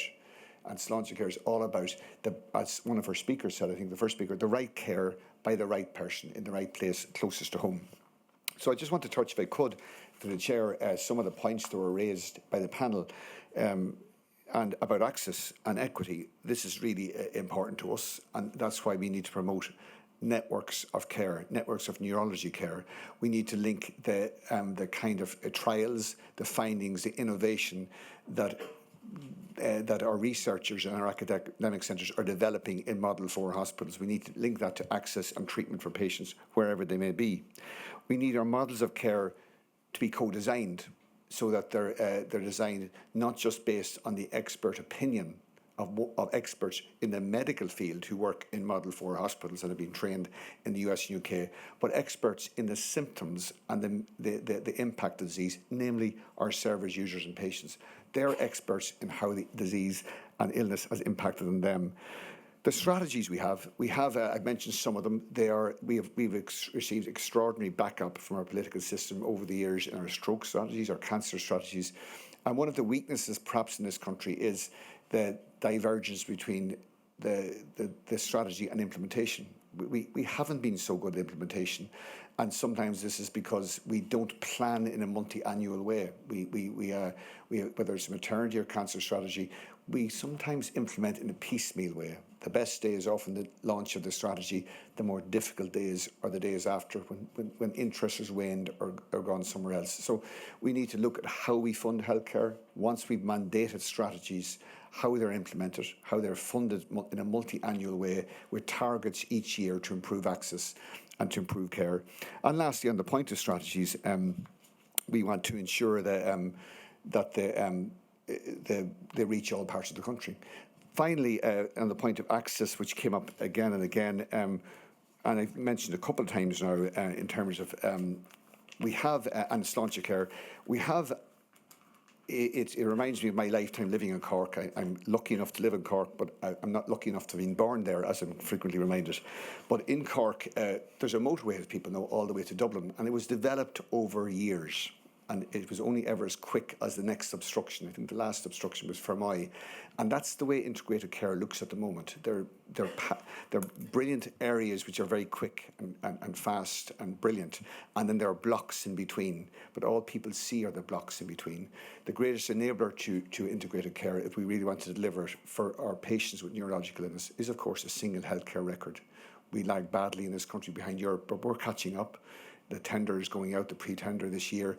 And I'm confident at the end of this, we will have an electronic healthcare system that is the pride, not just of this country, but the pride of Europe. Thank you very much.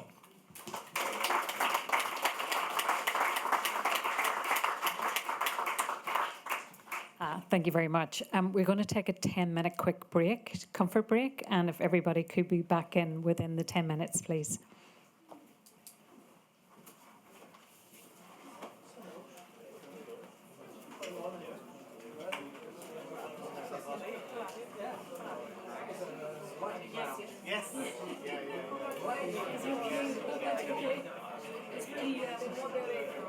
Yeah, well done. Thanks very much.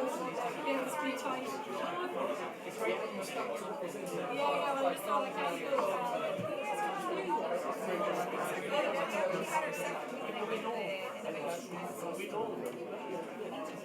Which presentation? This is the 12 of us from the leadership board.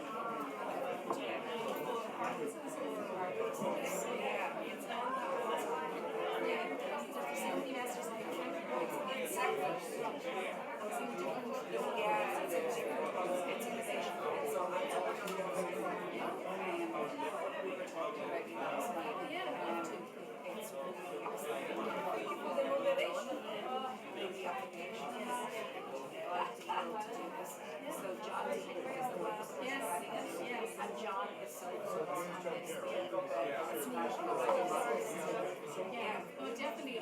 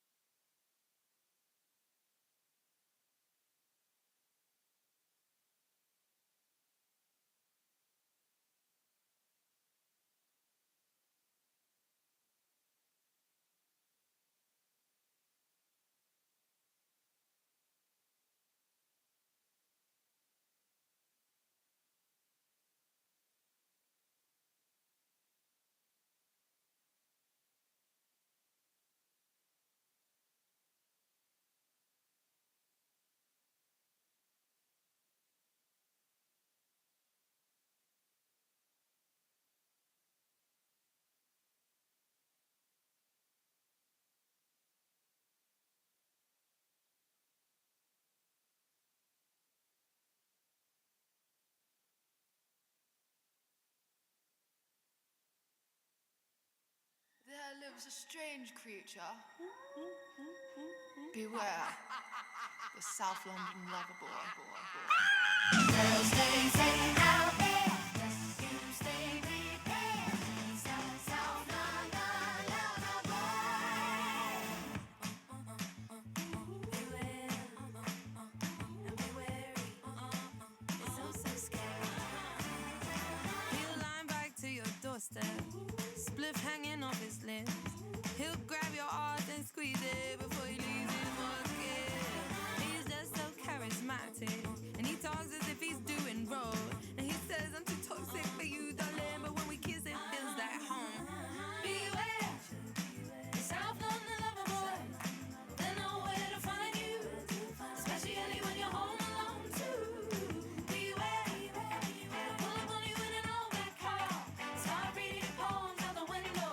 He's not looking for a heart, just your pillow to rest his head. Girls, stay safe out there, best you stay prepared.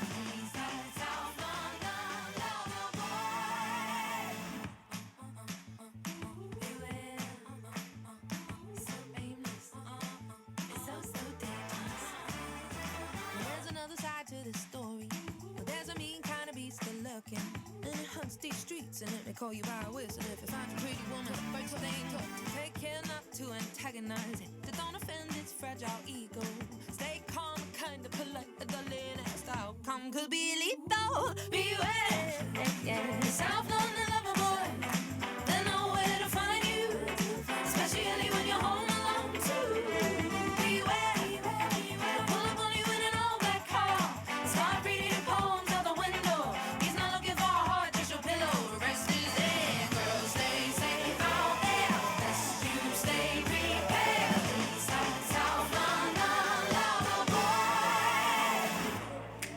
Alright, girls, wherever you're listening, in your house, in your car, walking home from work after dark, I need you to repeat after me. Stay wary, girls, it's scary out there. Sing, girls, stay safe out there. Sing, girls, stay safe out there. Sing, best to stay prepared. Sing, to stay prepared. Sing, girls, stay safe out there. Sing, girls, stay safe out there. It's best to stay prepared.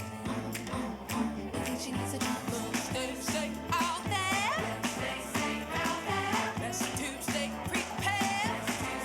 Oh, just stay safe out there. Best to stay prepared. Just a minute. That boy is a South London lover. Boy, yeah, yeah, yeah.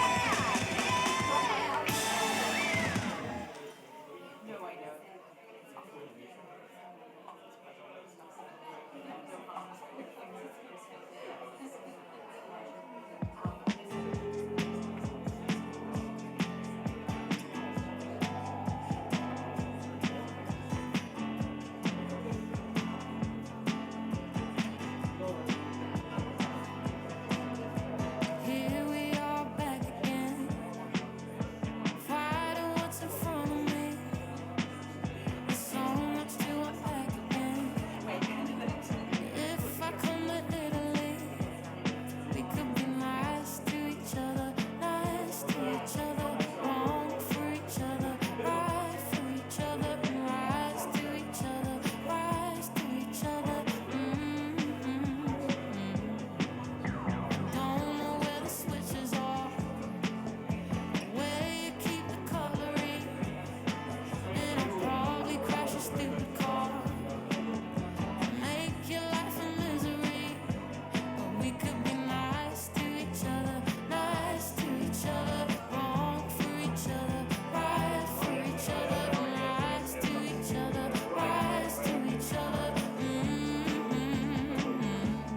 'Cause you know I've done all the classic stuff and it never works, you know it.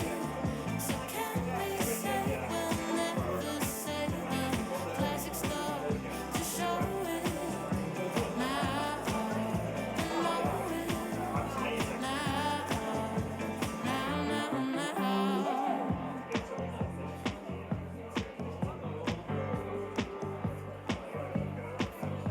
Meet me on the mountaintop. I'll be in the shower and wait for you to call it on. 'Cause I don't want a boyfriend, but we could be nice to each other, wrong for each other, right for each other, and rise to each other, rise to each other. 'Cause you know I've done all the classic stuff and it never works, you know it. So can we say we'll never say the classic stuff to show it?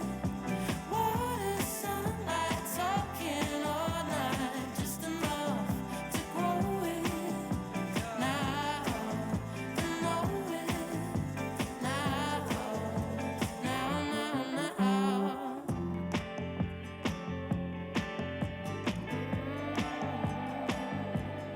It could be mine.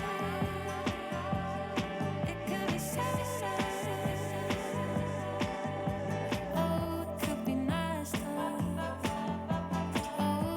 each other.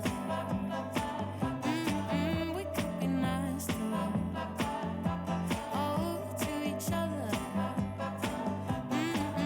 Could be nice to each other. Could be nice to each other.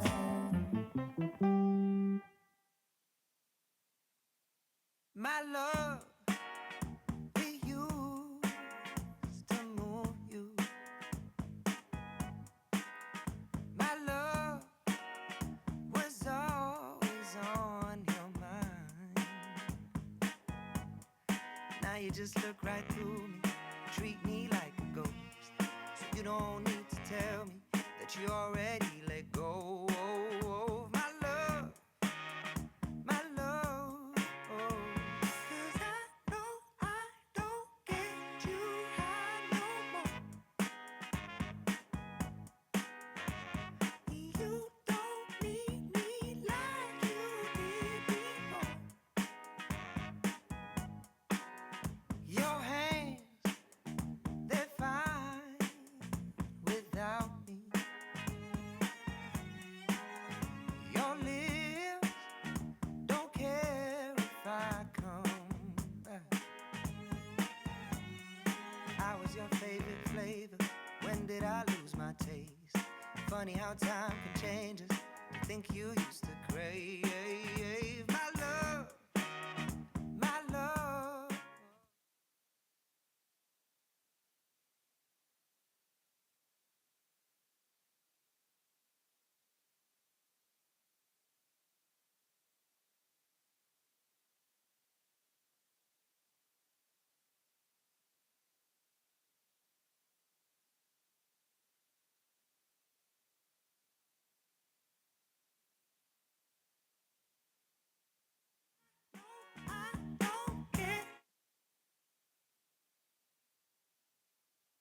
Everybody, if I could ask you to take your seats.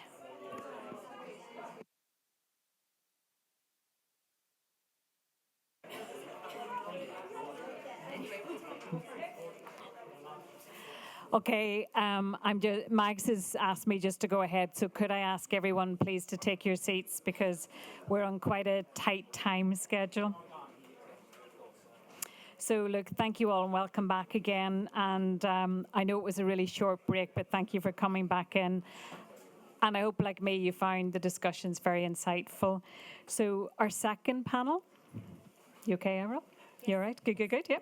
So our second panel turns to research and innovation. And I think Sean eloquently said that, and we're repeating, it's about things can't work, in disparity. We must align. Any scientific advance needs to be translated, and that's usually where the difficulty is. But when we translate it well, it leads to better outcomes for everybody, and it also makes a more resilient healthcare system. So, as I mentioned earlier, across the European Union, the foundations are being led for the next generation of health and research innovation, with important developments underway in areas such as health data, biotechnology, brain health, and research funding. And the truth is, the train has left the station. So even for us here in Ireland, it is so lovely. We have the next 6 months to really drive this, be part of it. But there's also an expectation that we too are ready, particularly around the Biotech Act, and also us helping frame FP10 and future funding for research and innovation. And that's why I think fundamentally today, as I was reflecting and saying, preparing decisions that we make now are actually going to shape neurological research, innovation, patient care, not just for today, tomorrow, the next 5 years, next 10 years. Europe is visionary. We're part of that. As the Minister, we're driving that. We need to look to other countries where we are future planning for the next 30 years, the next 50 years. And we don't just look back at the evidence of the past, because that's only the past. We need to actually start actively predicting the future, and we can do that. So that means that really making use of our data. Everyone's mentioned data.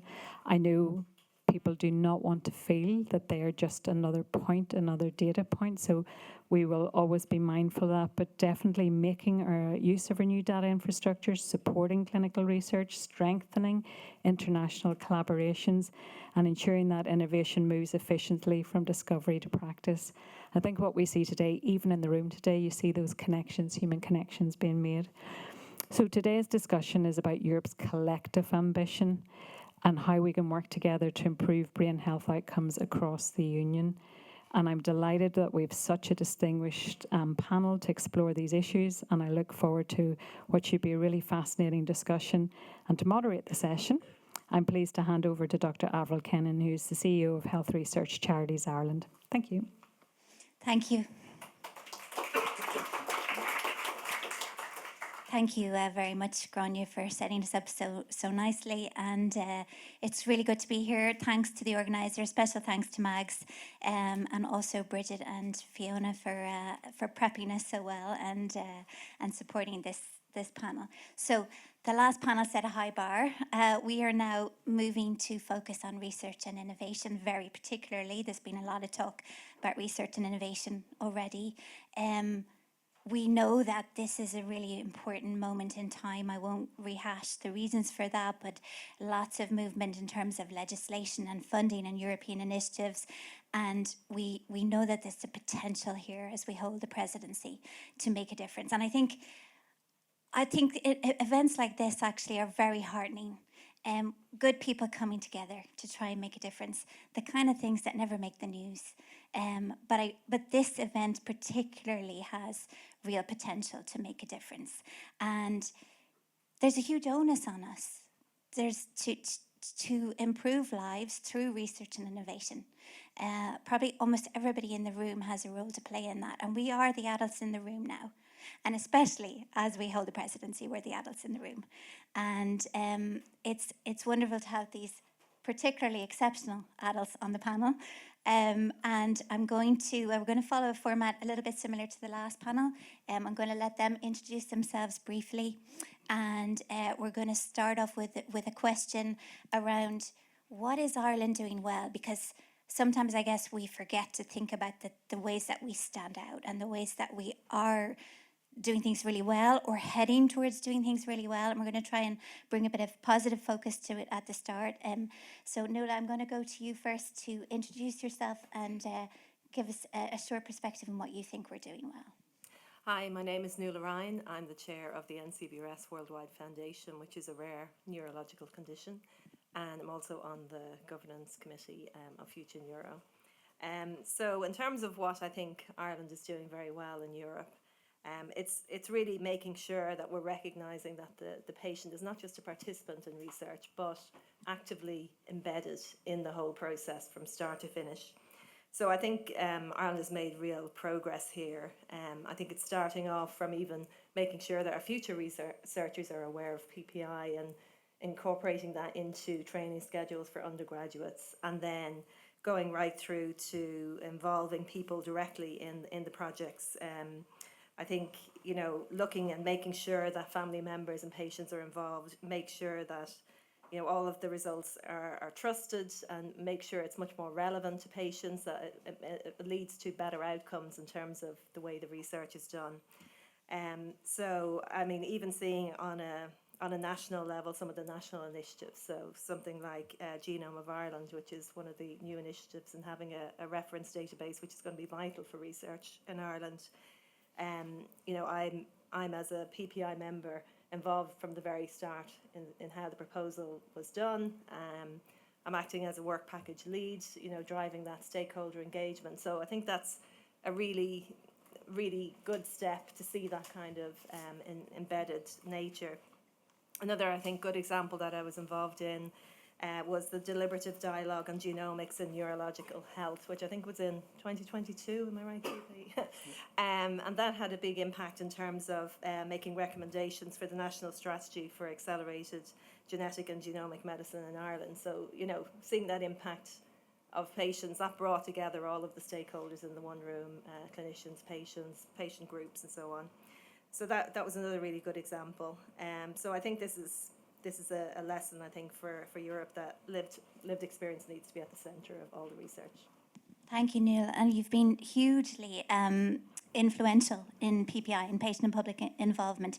You've done so much in that space. And one thing people may not realise is that Ireland are genuine leaders in that in Europe, like really stand out in that. And I think that is absolutely something that we can share with the rest of Europe.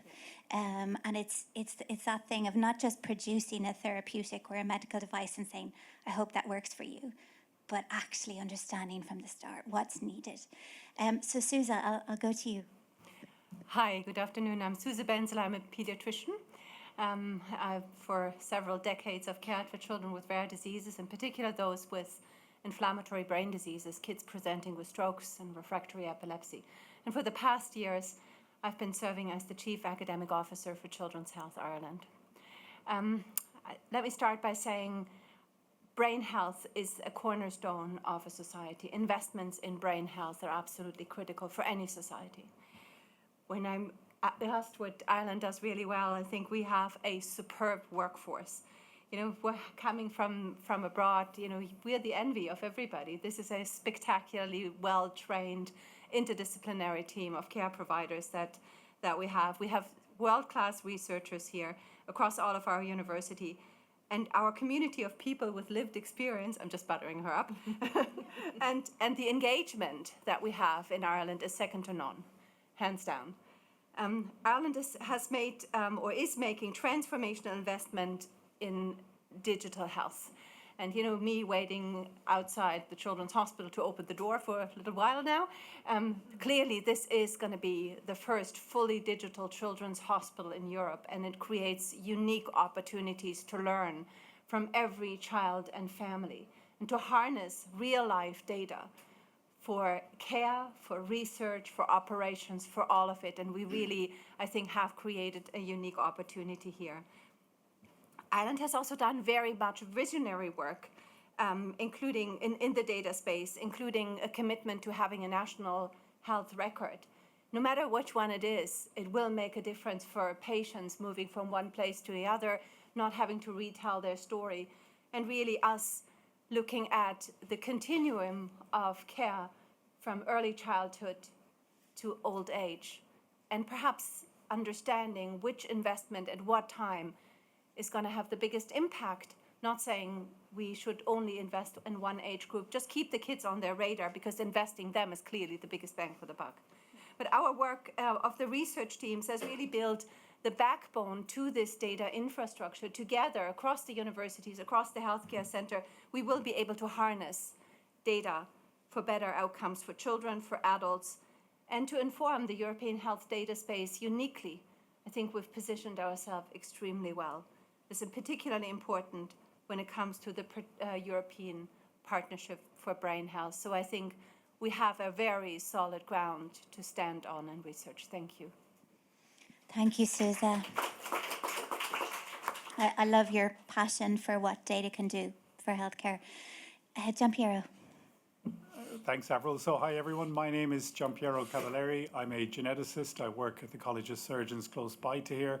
And a lot of my work is on the genetics of rare diseases. So Susa mentions that she treats rare disease. My role in that picture would be to understand what the causes are, if there is a genetic cause. So we try and find new genes for diseases. I'm also heavily involved in the Future Neuro Centre.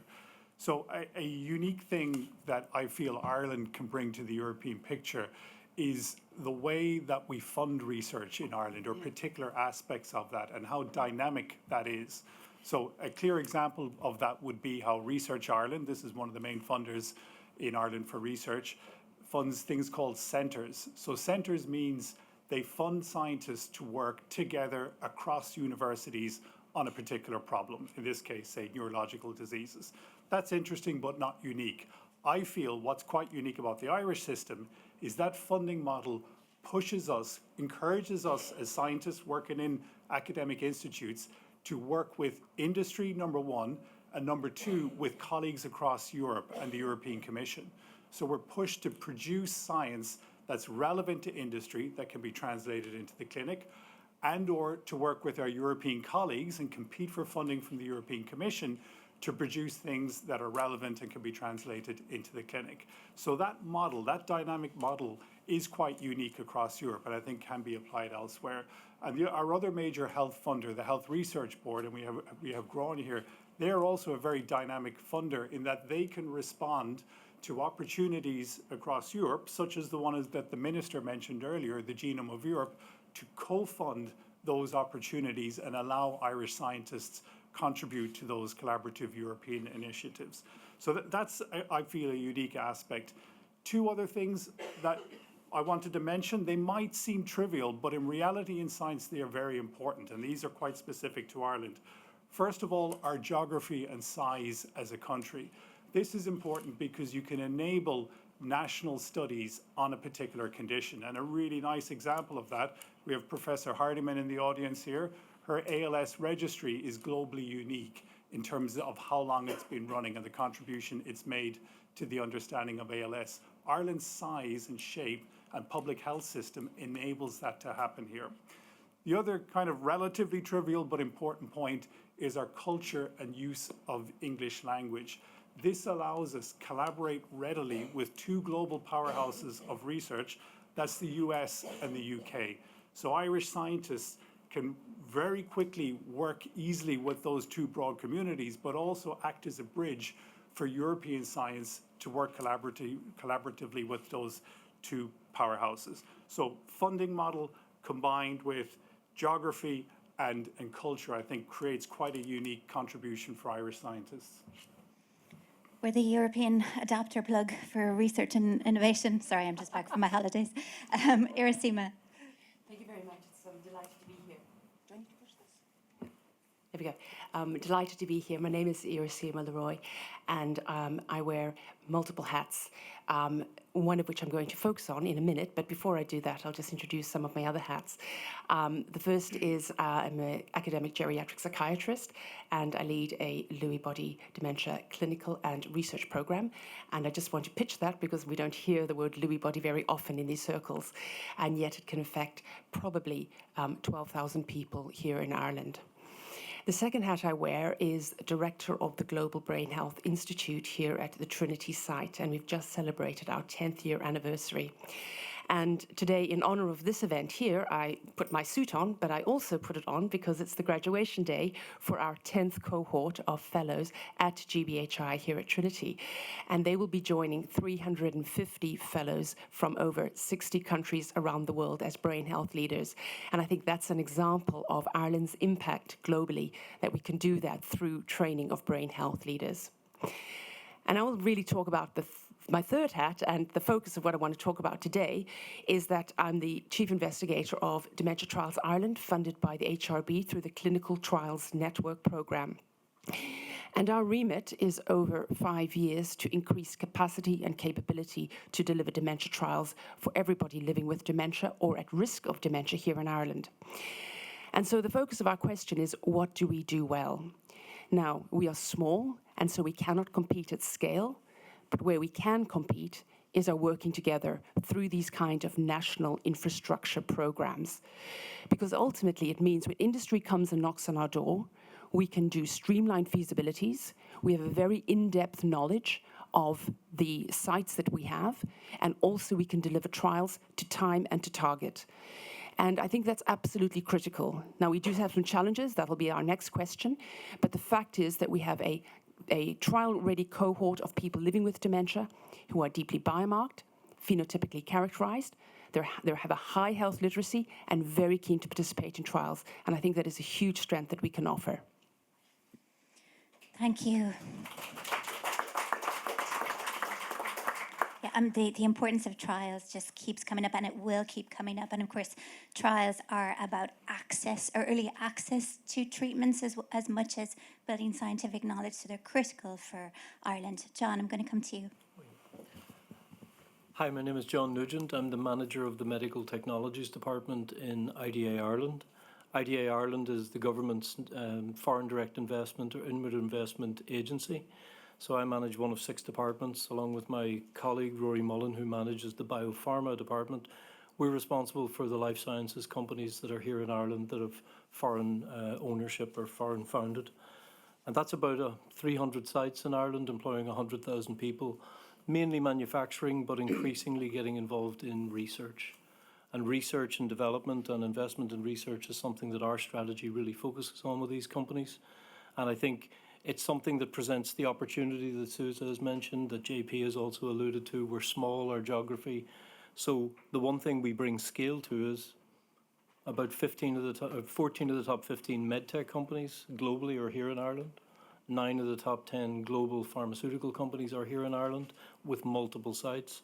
So that brings us scale in a small geography, with the adapter plug perhaps for east-west kind of investment and research. We're putting a huge emphasis into the research and development activity within these companies, and the RIN network that JP also mentioned provides a really interesting vehicle for those companies to dip their toe in the water with really excellent research centres, along with various incentives from Europe or ourselves. I think foundationally, though, the thing to point to is the talent pool that these companies are here for. They're here for a world-class talent pool. I think Susan mentioned the talent pool in clinicians and physicians in Ireland. In engineers and scientists working in industry, it's one of the best talent pools in the world. And we need them to lean into the research and academic world a little bit more. And perhaps we'll come back to that as I see my time is just about up. Okay.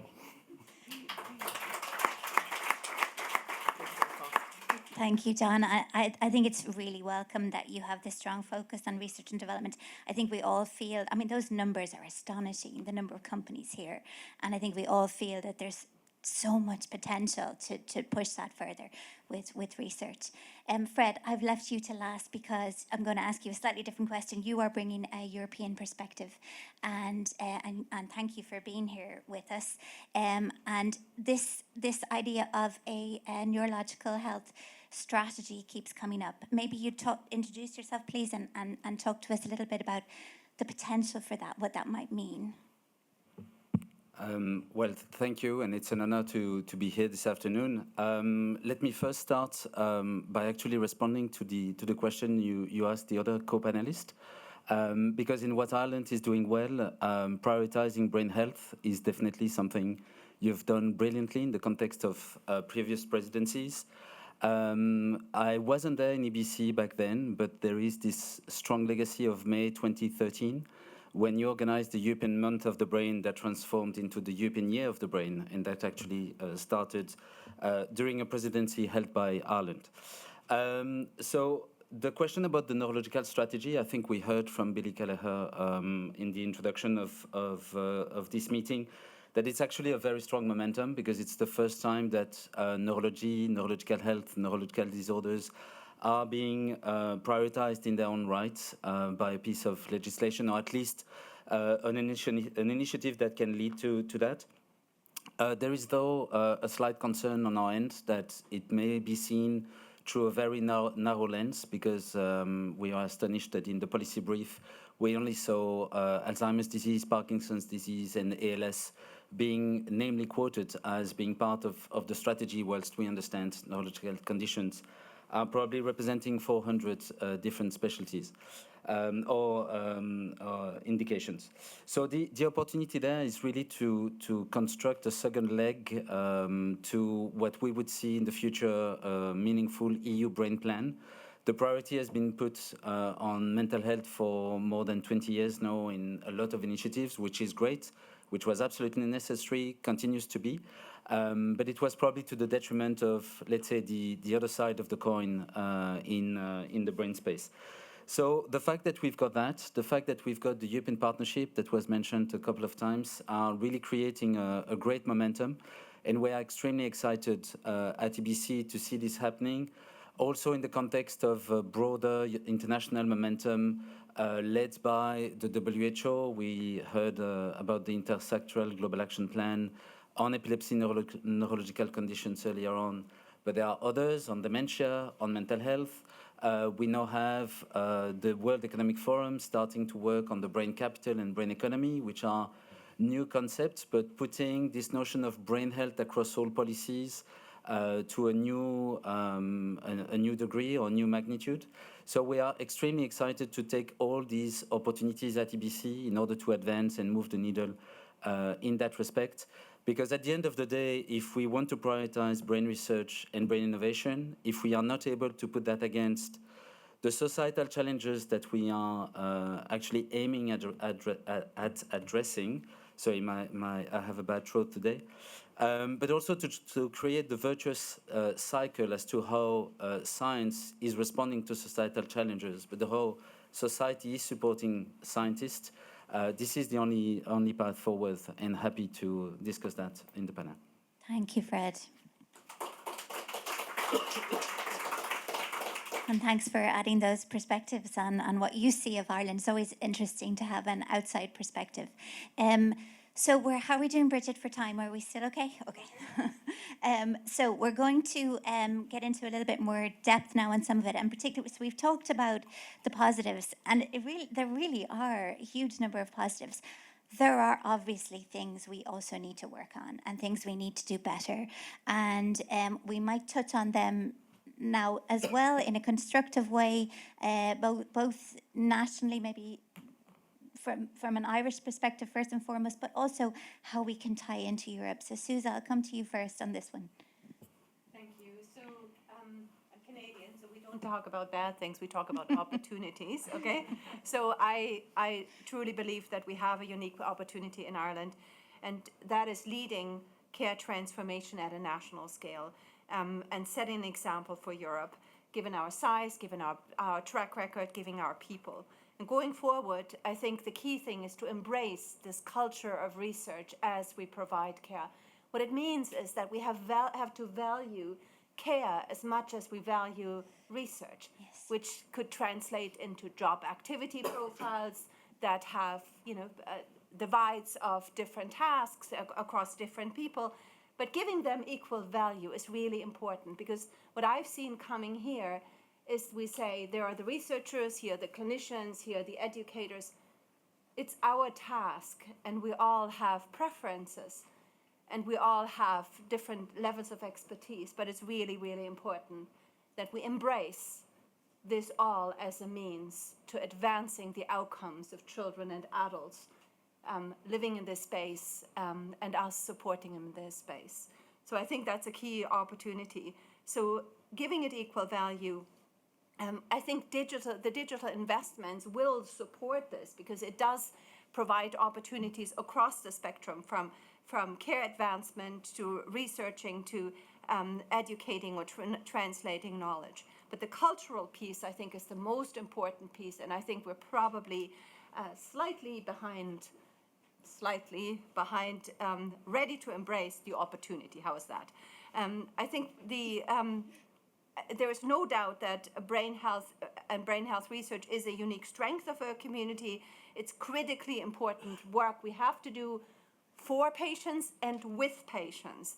We need to co-design the path forward, and I think we can. It's about breaking down the traditional barriers. We all talk about partnerships, but we have to create pathways to truly overcome barriers and be real-life, everyday partners.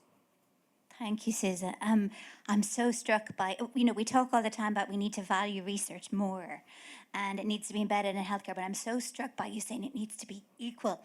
I think that's exactly the way to think about it, and thanks for your positive take. Sticking with the researchers, Giampiero, I'll come to you this time from an academic researcher perspective. So yeah, there's a couple of things that we could say here. The primary one is we need to develop in Ireland. The primary point I wanted to make is we need to develop a health research ecosystem in Ireland that allows effective investment, right? And you can think of this a little bit like building a house, right? The ecosystem around building a house, applying for planning permission, looking for a mortgage, finding builders, right? And ultimately it's about the spend being as effective as it can to build a safe, appropriate house. If you're trying to do that in the context of a research study, it's about starting the study, getting ethics, going through GDPR, putting contracting in place, doing this in an effective way so that the investment that comes from Gráinne is spent efficiently. Right now in Ireland, there are barriers to that happening efficiently. There's work that we can do collectively to make the ecosystem better. And when I read the HRB strategy, they have language that, for me, reflects that statement I made. Lead the development and implementation of a dynamic health research and data ecosystem. To me as a scientist, that's like, can I get a study up and running, a safe, effective study, quickly? Can I do that in a way that my colleagues as clinician scientists can do? They have the time and the effort and the resources to do that. So I think as a community in Ireland, we need to improve that so that we can connect Irish data sets with our colleagues across Europe. And just building on that in a genomics context, the second point I wanted to make was we need to implement the National Genetics and Genomics Strategy. So I don't know if Colin Henry is still in the room, but a couple of years ago he did fantastic work putting together that strategy. We need to really push the implementation now, because from a neurological perspective, and in particular rare disease forms of neurology, there's an opportunity there to create a national genomic database for people with rare disease, including neurological diseases. If we can do that effectively and implement, we can connect that national database to relevant European initiatives that will really accelerate discovery in Ireland for the benefit of people living with rare disease here, and ultimately get them the faster diagnosis that is the pathway to all these new exciting gene therapies that are coming out. Otherwise, the current situation is there's a lot of people with rare neurological diseases living in Ireland today who do not have an accurate diagnosis, for whom treatments exist today. And I feel as a scientist and as a citizen, that's a failure of us as a community and a nation. And the final point I wanted to make was to realize cross-departmental opportunities for investment. Right? So if you take that picture of the implementation of the National Genetics Office, that's a Department of Health investment, right? Clearly sits under that department. In parallel, we have our Department of Education that right now are deciding how to invest 750 million in the Irish research ecosystem. Are there opportunities to align those investments? So when you invest in health, whether it's clinical care pathways like Colin mentioned for the HSE, or the NGGO implementation, can you align that with opportunities like RIN centers for AI, for cellular therapeutics that have just been funded, Future Neuro, and connect that with industry? Then you really get effective national investments. So those are the kind of points that come to mind for me. Thanks. You're a very polite audience. Thank you. Bridget, your time warnings can't compete with passion. You rightly use the term investment. It's not a cost, it is investment, because so many things will grow from it to benefit us all. Sticking with the researcher perspective and from a clinical perspective, what things do you think we need to focus on? Fantastic. So going back to clinical trials, I've got 4 points, Bridget, so I'm going to try and get them on time. So absolutely the first one is to echo your sentiments, Gian Piero, about the ecosystem. And a big part of that is the study startup times. We have got to do better there. So we can deliver each component part of governance and approvals very well, but we need to streamline them to ensure that we can deliver the trials on time and to target. And from the point of the sponsor contacting us to first patient, first visit has got to be much more efficient.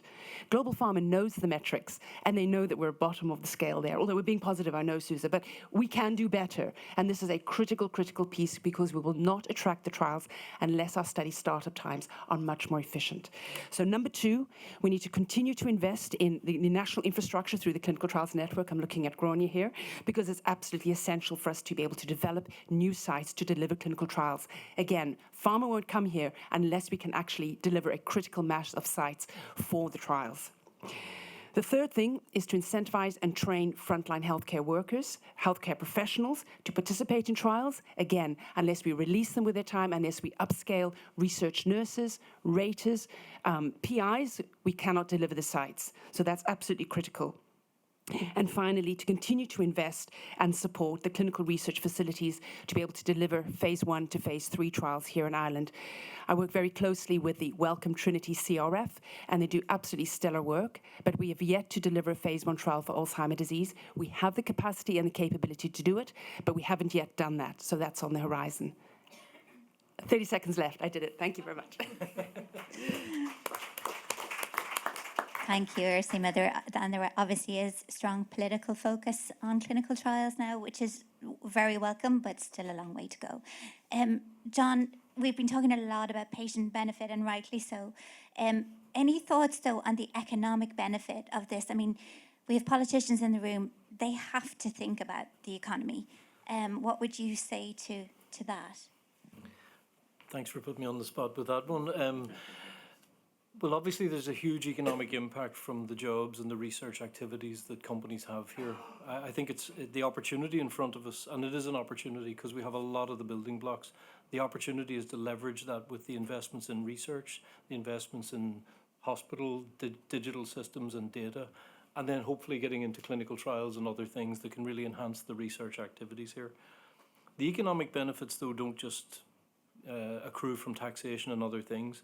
They accrue from participation in these activities, economic and social participation, bringing patients together in a meaningful way with researchers, industries and others, so that society benefits, where you get safer, faster access to drugs, innovative breakthrough drugs. So I think when we look at it, we see an opportunity for, I suppose it's breaking down the barriers has been referenced. We've got all the building blocks here. And I think by breaking down those barriers, there's more inclusion for people living with these conditions and living with the lived experience and patients and others. But it brings a more participative, inclusive society there that actually just builds a better healthcare system where you embed research, the research philosophy in the healthcare system as well. So for us, it's win-win-win. And I think we just need to break down some of those barriers, because actually the interesting stuff happens at the periphery of people's expertise. You know, if you bring the clinicians and industry and patient groups all together, the discussions where they get out of their comfort zone are really where innovations happen. The final thing I will say is I think the opportunity that we've got in front of us is informed by other sectors that are here. We have a very strong financial services and cybersecurity sector, so we're not doing data for the first time. We're not doing GDPR for the first time. There's a lot of things that we have global expertise in adjacent sectors, and we need to look at what's happening adjacent to healthcare and life sciences. And I think the life sciences strategy, our first life sciences strategy, which will be launched later this year, sometime in the September-October timeframe, will look at some of those opportunities for those adjacent sectors to be applied to life sciences. So I think for me, it's nothing but optimism, because we have an unbelievable life sciences ecosystem here, and we're building a really interesting research and clinical ecosystem to match that. And the life sciences strategy will be incredibly timely as well. Yeah. Fred, Europe is obviously really keen to step up its game, to compete with the US, compete with China. I'm going to give you a bit of free rein here now and what you want to say around that. What do you think we need to do better? Where are the gaps? Well, we studied that at TBC since a couple of years because of the need to revamp or repep a little bit the narrative. I like the fact that you pinpointed the word investment, as we usually mentioned the brain disorders being a cost to society, even a burden. So the narrative was extremely negative. So research was complex, dealing with brain disorders was costly, and so on and so forth. And we couldn't get to a disease-modifying treatment, but still we needed more money. So the idea was to start changing this angle, and rather to say, okay, first and foremost, this is not a cost, this is an investment. Not being able to treat brain disorders would be actually way worse to our society and to our economies. We did a project with all our members called The Value of Treatment, so really stemming from the cost of the non-treatment for brain conditions. We then studied the care pathway, trying to give the evidence as to how bridging the treatment gap in the care for brain disorders was actually cost-saving or cost-efficient for society. So continuously improving the outcomes for people living with a brain condition is actually paying off and is actually positive for society. Then comes the point about research and innovation, which is the theme of our panel, was to say, okay, how can we now try and transform the narrative to say, okay, research is still complex, but we see many breakthroughs, or we see many startups, or we see many innovators still pouring a lot of money into the space. So that means that there is something out there that is actually nascent. And what we created was a platform for engagement where we could have the membership of EBC, patient communities, scientific societies, researchers, the private sector with industry, meet with innovators, startups, VCs and other investors, regulators and policymakers around the Brain Innovation Days, that's the way it's called, to try and learn from the successes but still address the pain points and bottlenecks, and learn from the success as to how we can overcome and find common solutions. Because obviously it's easy to try and pinpoint, the the one bottleneck in clinical trials or in the patient recruitment or in the regulatory pathway. I think that this is really an ensemble, and this attempt to create collective solution is probably the way forward.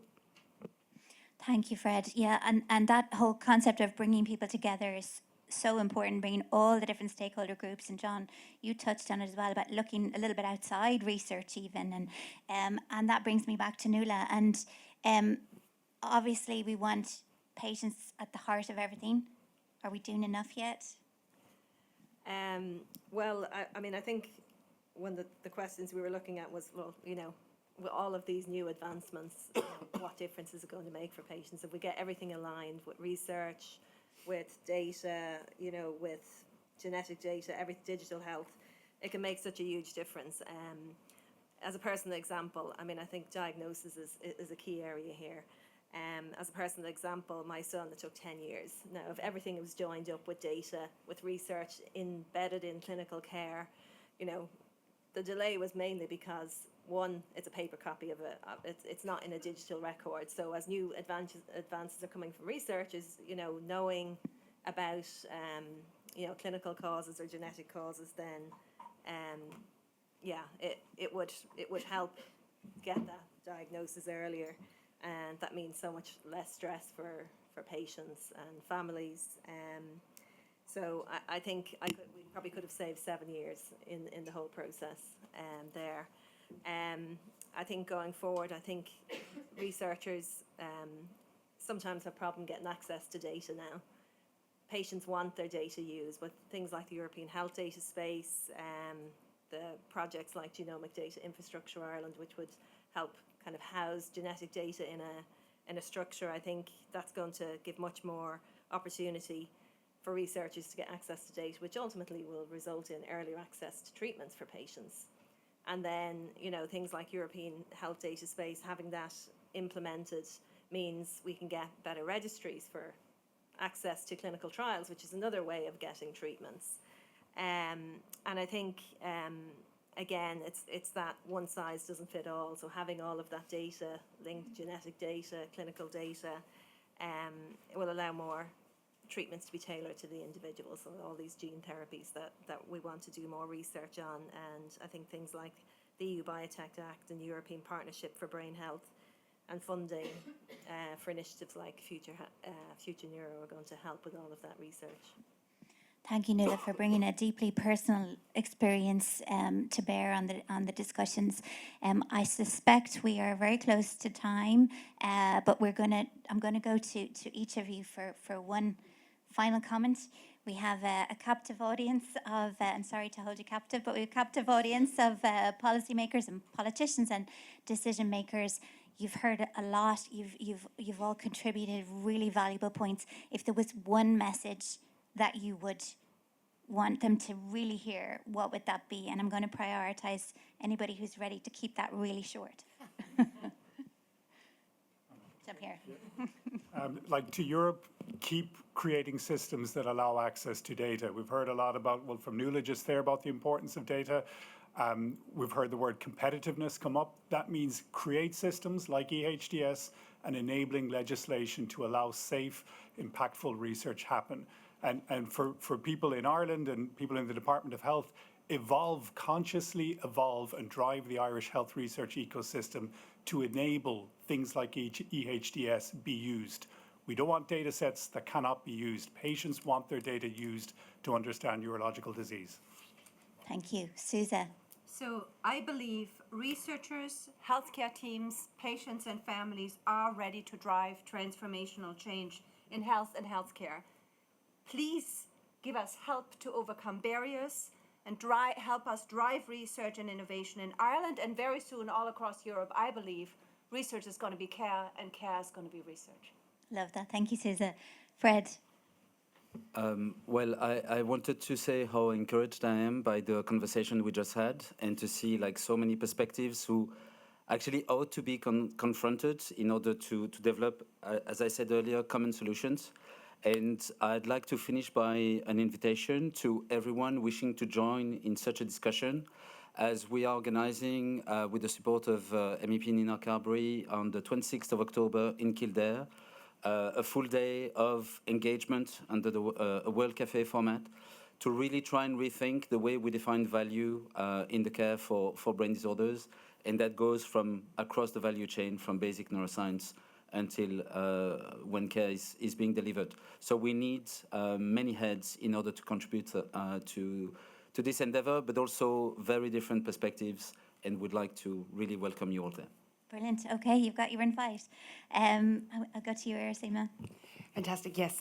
So we are small, but we are unified, and we can offer global pharma industry high-quality trials that recruit on time and to target, but we absolutely have to invest in the efficiency of delivery and the study startup, and I think that's a key message, because without that, we simply won't get industry knocking on the door. Yeah, your passion around that keeps coming through. Thank you for that. John? I would echo a lot of what's been said here. I think industry is ready to play its part because it needs that collaboration and needs meaningful collaboration and ongoing, almost perpetual collaboration. So I think that's what we need to drive after and incentivize is ongoing, meaningful collaboration between all the stakeholders, including industry, who I believe are ready to play their part. Yeah, brilliant. And Nuala, I have deliberately left you for the last word.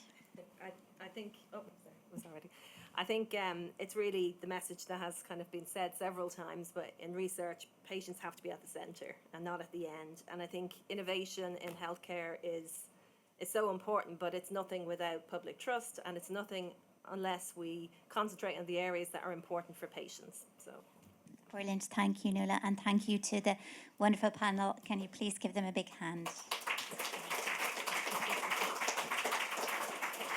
And I'll hand back to Grania.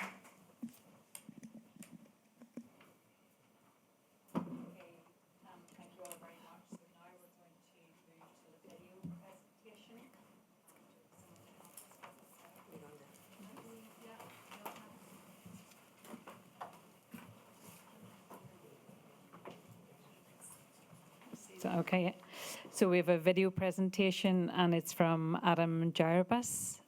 Do we have it set up? Great, we're going to go quickly into this because we do appreciate we're running over time.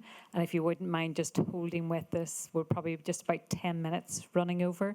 Video presentation, but then we've still a few key speakers to go. So if we just go into the video and then we'll go straight into the speakers. Ladies and gentlemen, it is a great pleasure to address this keynote event, Neurology at the Forefront of Innovation in Knowledge-Based Healthcare and Research in Europe, organized as part of the program of associate events for Ireland's Presidency of the Council of the European Union. I would like to warmly congratulate the Neurological Alliance of Ireland for bringing together such an important dialogue at a critical moment for neurological healthcare and research across Europe. I also wish to acknowledge the valuable partnership with the European Brain Council, the European Academy of Neurology, and the European Federation of Neurological Associations. Through your collective leadership and advocacy, you continue to ensure that neurological conditions receive the attention they deserve within European health policy and research agendas. Neurological disorders represents one of the greatest health, social and economic challenges facing Europe today. As our populations age and as demand for equitable access to diagnosis, treatment, rehabilitation and research grows, it is essential that we work together, develop a truly strategic European approach. Innovation in neuroscience, digital health, precision medicine and integrated care offers enormous opportunities to improve outcomes and quality of life for millions of citizens living with neurological conditions. But innovation must always be matched by collaboration, investment and strong political commitment. As chair of the SANT Committee on Public Health in the European Parliament, I very much look forward to receiving the report and recommendations emerging from today's discussions, which I'm sure will enrich the work we are starting in SANT on the European Parliament's position on the future European neurological health strategy. I'm confident that your deliberation will make an important contribution to shaping future European action in this field. Thank you once again for your dedication and leadership, and I wish you every success for this important event. Thank you. And just if you didn't catch all that, we will be releasing that video on our social media channels. Just bear with us.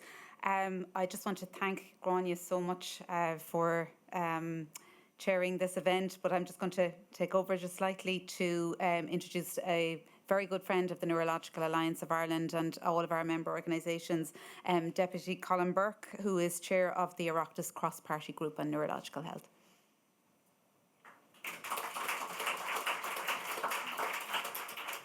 Thank you very much, Mags, and I'll be very brief. Just thank you, Mags, for organising this event and for getting so many keynote speakers here. I think all of the contributions here today were really, really inspirational. And also, I think it's important that we recognise the work that is being done in all our hospitals, in all our medical care centres, and all our research facilities. It's, you know, if you look at neurological, this whole area is now the third leading cause of disability and premature death. And there's a need for coordination in relation to how we develop care, whether it's in Ireland, but right across Europe. And Billy Kelleher, MEP, mentioned about the Public Health Committee in the European Parliament, who have taken the initiative in starting a whole research and trying to progress that coordination. I was in European Parliament 2007, 2009, and one of the issues that I started up and was involved with others in starting up was the Cross-Border Healthcare Directive.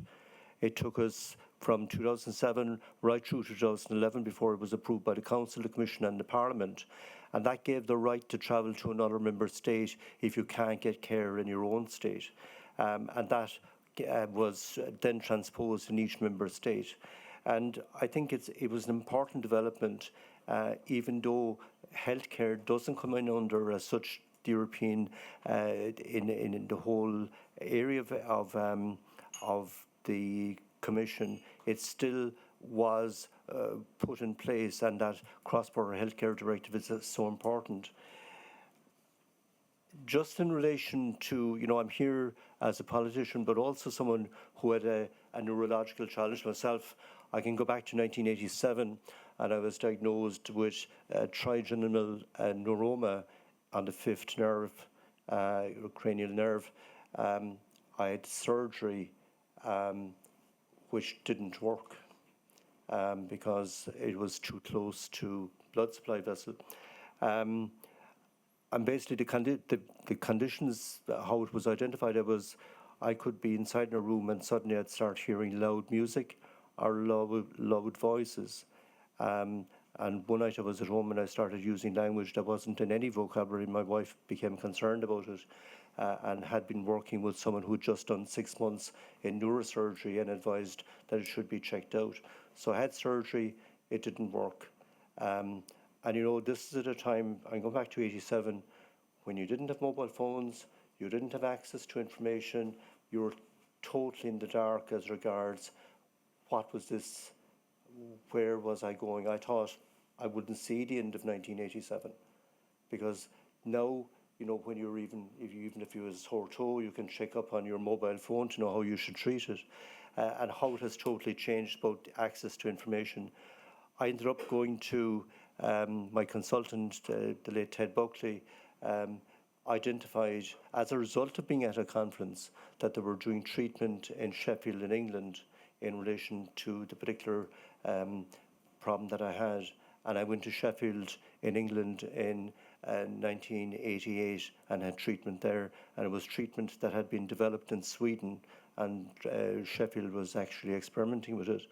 So that's then when I was in European Parliament, that's why I was so committed to try and bring forward this whole issue in relation to cross-border healthcare and the benefits that that has provided for a huge number of people across Europe. Likewise, in relation to neurological conditions and the need for us to work together it's so important that we do it right across Europe, working together. And just in the whole area of research, it's interesting, I was at a conference here in Dublin where there were people from over 50 different countries at. It was actually on CAR T-cell treatment. And one of the things that came out from speaking to the people in the US was the cutback in research funding now being provided in the US. And people are now looking to go to Canada or looking to Europe. And it's an important time for Europe now to react as regards research and development and the whole range of healthcare areas. It is really, really a good opportunity to use that now at this stage, and I think it's extremely important. Finally, just in relation to the group that I'm in the European Parliament, I know Deputy Gillian O'Toole is here. She's in the Oireachtas with me. A number of other people from a number of parties are working together in this whole neurological area, and the need for, I suppose, to improve services here and access to services. I think there was reference made earlier about, we have a low number of consultants in this area, a low number of people that really should be working in this area, and I think it's something that we need to try and progress and highlight.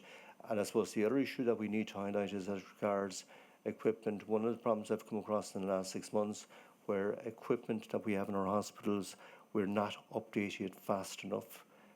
We have, I think 23 linear accelerators between Galway, Cork and Dublin, 14 in Dublin, 12 of them are more than 10 years old, 8 of them are more than 15 years old. That shouldn't be allowed to happen. We need to have a far more coordinated replacement mechanism in place in relation to equipment in all our hospitals, because if the doctors don't have the equipment and the access to up-to-date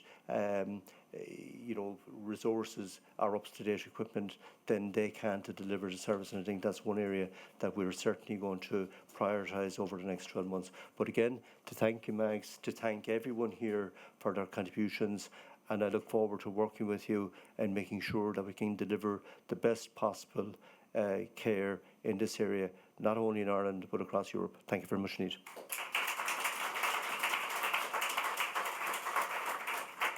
Thank you, Deputy Burke, and thank you so much for your leadership of that cross-party group on neurological conditions. It's just really important to have that focus at Oireachtas level and supporting our ongoing work through that. So now I want to move to a person with the responsibility, the challenging responsibility of trying to put all of this together, all of the points that have been made across the day, and we needed someone who has a foot in both camps of research and clinical practice and just about everything else. She's really the face of neurology in Ireland, Professor Orla Hardiman.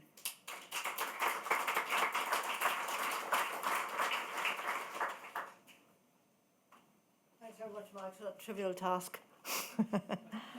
and the sun is shining outside, and so to me the main points of today, first of all, it was a fantastic panel, and that's a reflection of really the quality of the people that we have in Ireland. Mags actually told me it's because I'm old that she wanted me to do this, and it's true. There were very few neurologists in Ireland when I started. Was diagnosed adios, and I asked one of my senior colleagues, what should I do like this? These patients, and he said, well, I take a rather enjoyable academic approach towards this. The satisfaction is making the diagnosis. I said, okay, well, that might be true, but actually, neurology has moved on, and now we're a discipline that treats people, and that the developments within neurological care have been enormous. We have many conditions now that were not treatable when I started, MS being one of them. We have a lot more knowledge about the biology of what's going on. We're not with the Human Genomics Project exploded how we understand genetics as well. So we're in a place now where there's a huge amount of data and resourcing that we can really make a difference. So the things that I brought out of as I got out today, first of all, is the brain is really important, in case people don't really realise that. You can do a heart transplant, but you can't do a brain transplant. You do a brain transplant, you're a different person. So finally, the European Commission, the European Parliament, recognises that. As we heard, there was a sort of an interest in mental health, but neurology is sort of over there. But neurology is front and centre now. Neurological conditions are front and centre, rightly so, appropriately so. We still spend a lot more on cancer than we do on brain disease, but that's changing. That's the first thing. The second thing that I took away with, there's nothing about us without us. So we have expertise as clinicians, and our colleagues who are scientists have expertise in the basic science. But marrying those together are the lived experience. And we don't pay attention to the lived experience, we're in the wrong job. It's really important. So recognising that the expert, there's a level of expertise that we don't have. We can generate it vicariously by walking the walk with people as we do in our clinics. But the people who really know about the disease are the people who have the disease, so nothing about us without us. That's really important. The third thing is that there's value in investment. It's not a cost, it's a value. And this is a European-wide investment, improves fragmentation. So it's really important that we work together in Europe. So that's the first set of points. The second set of points is that Ireland is actually important, and I think it is true to say that we do punch above our weight. And I think as some of the panel, I think a couple of members of the panel defined one of the things and one of the strengths that we have. One of them is our geographic. That we're a small country of 5 million. We're in the periphery of Europe. We're English speaking. Half of us trained in America, so half of us trained in Europe. Many of us now are training here in Ireland. So we're extremely international. And actually, if we go to other countries, as I do and many of my colleagues do, we are particularly international in our perspective. We know a lot more about what's going on around the world than maybe many other countries do. We're a well-educated population. We're English-speaking.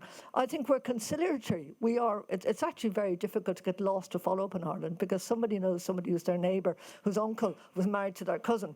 So we're very well connected in terms of our own culture and society, and that's very important, and we can bring that forward. And one thing that struck me as well is actually we've no legacy of imperialism in Ireland. We're one of the only countries in Europe that didn't have an empire, and actually that's very good. We're trusted as colleagues. We're trusted as partners that are not out on the make for themselves, but partners that are interested in working collectively. And we know this in terms of our relationship with Europe, and our politicians in Europe are seen as conciliatory and problem solvers and connectors. That's very important. So Ireland is important. The European Presidency is reflecting that. We also are important in the sense that we have really good high quality research going on in Ireland. As was mentioned, the new Research Ireland groups of the WIN projects, Future Neuro on its second round, and this both academic and industry domains, but also an international perspective. And we have many international impacts on what we do. The work that I do in precision NS being one, the international work that JP is doing and Iracema is doing. GBHI, of course, a massive international entity that is looking to develop brain health across the world and leading here in Ireland. We have the people. It used to be that we exported people. It used to be the brain drain. No longer. We're actually, I don't know if you noticed that there are some people on the panel who aren't originally Irish. I think that's really good. We're bringing people in, high quality people that are bringing their expertise. We're not exporting our brains anymore. We're bringing brains in. We're welcoming talent. We're apart from our cost of housing, we're a great place to come and live. And there is a recognition of the importance of infrastructure, the importance of academic industry collaborations. Research Ireland is supporting that. HOB is supporting that. There's a recognition of the societal benefits. There's a recognition of the importance of what we do in terms of bringing foreign direct investment in. And Iracema spoke very eloquently about our need to attract clinical trials in that regard. So we're on the cusp of greatness. That's all really good. There are a couple of little tiny negatives that we should really describe. When I started out as a baby researcher, we had to write 1 page for an ethics submission. And now I think it's 150 pages, Iracema, is it? And then that's That's before you get the comments back. So we really need to up our game. I know the HRB is developing a sort of centralised ethics process, but one of my colleagues who was doing research a few years ago told me that she put the same application into 78 different ethics committees to do a national study. So that's unacceptable. You know, we've fixed our ethics committees for clinical trials, but we haven't fixed them for investigator research. That has to get Grania, that has to get fixed. That's a big problem. No pressure. So bureaucracy breeds bureaucracy, and one of the things that we have in this 21st century, this part of the 21st century, is a growth of bureaucracy and managerialism, and bureaucracies love bureaucracy, so everything becomes more difficult. One of the things that I think has happened in the recent past is that we have become institutionally quite risk averse. So, and we use things like GDPR to avoid actually making decisions. So we need to really understand where the bureaucracy is important, where governance is important, where accountability is important, and where it's just blocking. And I think JP mentioned that, and Irisi mentioned that as well. There are many bureaucratic, unnecessary bureaucratic barriers to what we do. We blame Europe, we blame GDPR, but it's not true. I mean, GDPR is about consent. If we have consent, there shouldn't be bureaucratic barriers. So that's a big problem that we have, and we need to fix this. And we Future Neuro ran a meeting, I think, earlier this year or last year, I'm getting old, I can't remember, where we talked about data science and GDPR, and we had members of the Data Protection Commissioner. At that meeting, they were saying, yes, the institutions are ridiculously risk averse. That has to get fixed. Do you agree with me? Yeah, she's nodding. That's good. Yeah. So we need to fix that. What are the next steps? Well, the next steps, as were mentioned, we do have a bit of an infrastructure problem in the sense that that the HSE is here, Research Ireland is here, the HRB is here, and then research is over here somewhere. And we need a mechanism, JP talked about this, whereby we can sort of integrate this, where, as Irisi was saying, we can train people who are both clinicians and researchers who can engage in clinical trials. We have a massive dearth, for example, of research nurses who are, I have to admit that I'm one of the worst poachers of research nurses, well, I'm sorry, but there's a shortage of them. So actually training people up, understanding the need for career researchers, both in a medical and other healthcare professionals, and HRB has funded healthcare professional training and research, but then there's nowhere to go. So we really need to fix that ecosystem so that research and clinical care, which are two sides of the same coin, that we really recognise that. How do we do that? Well, the UK did this very effectively about 15, 20 years ago with the NIHR, and Sally Davis came over and talked to us. Maybe JP was around, at that time he was a boy in short pants, but it was about how do you get a country to recognise the value of research embedded into clinical care, and that's what the NIHR does. And I've been a strong advocate for many years of actually doing something similar in Ireland, where, for example, the HRB is funding clinician scientists, but then they've nowhere to go. So I was lucky, I was a clinician scientist funded by the HRB, and I actually built my own train tracks and while my train was coming down to get a job where I actually could do clinical work and scientific work. But that shouldn't be such an ordeal. That we should have a system where the Department of Education, that's the HEA, the HSE, Research Ireland and the HRB should have some kind of home together where we're looking at the development of clinical research and clinical care in Ireland. So something like the NIHR is doable, possibly housed in the Department of the Taoiseach, but that's something we really should think about. That's a local Irish problem. Having said all of that, I think today was a really fantastic day to showcase all the strides that we've made around the last 25 or 30 years since we set up the Neurological Alliance, where Audrey Craven, who was one of the founders, used to call us the Cinderella of clinical conditions. We're no longer the Cinderella. We are the princes and princesses of care now. And let's keep it like that, and let's move forward, and let's take our rightful place as proud members of Europe, driving the European initiative towards brain health, but getting our own house in order by recognising the strengths that we have, but also being honest about the weaknesses that we have and moving to fix them. Thank you very much.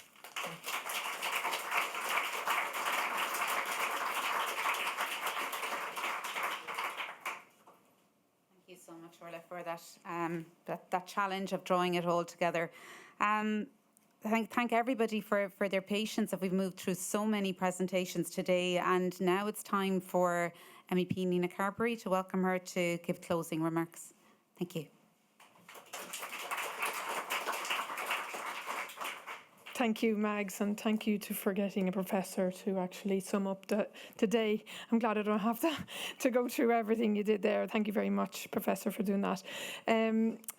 I just want to thank everyone, Mags especially, for inviting me here to speak.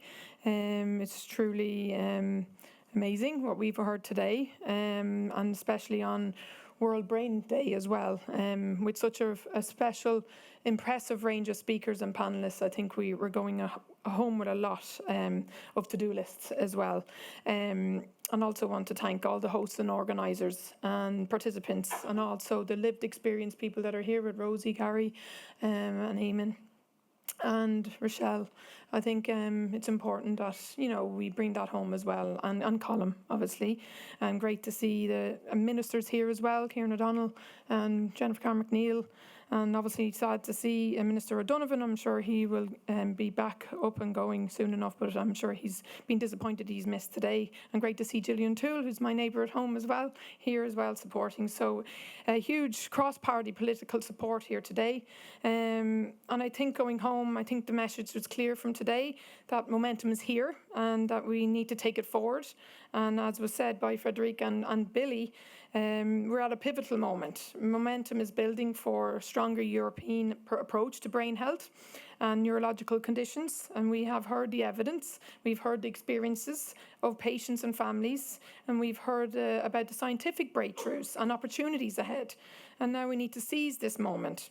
Neurological diseases affect 1 in 3 people worldwide, yet despite this scale, brain health has not always received the political priority it deserves. And keeping our brains healthy requires action across the life course, and it requires prevention, early diagnosis, effective treatment, rehabilitation and long-term support.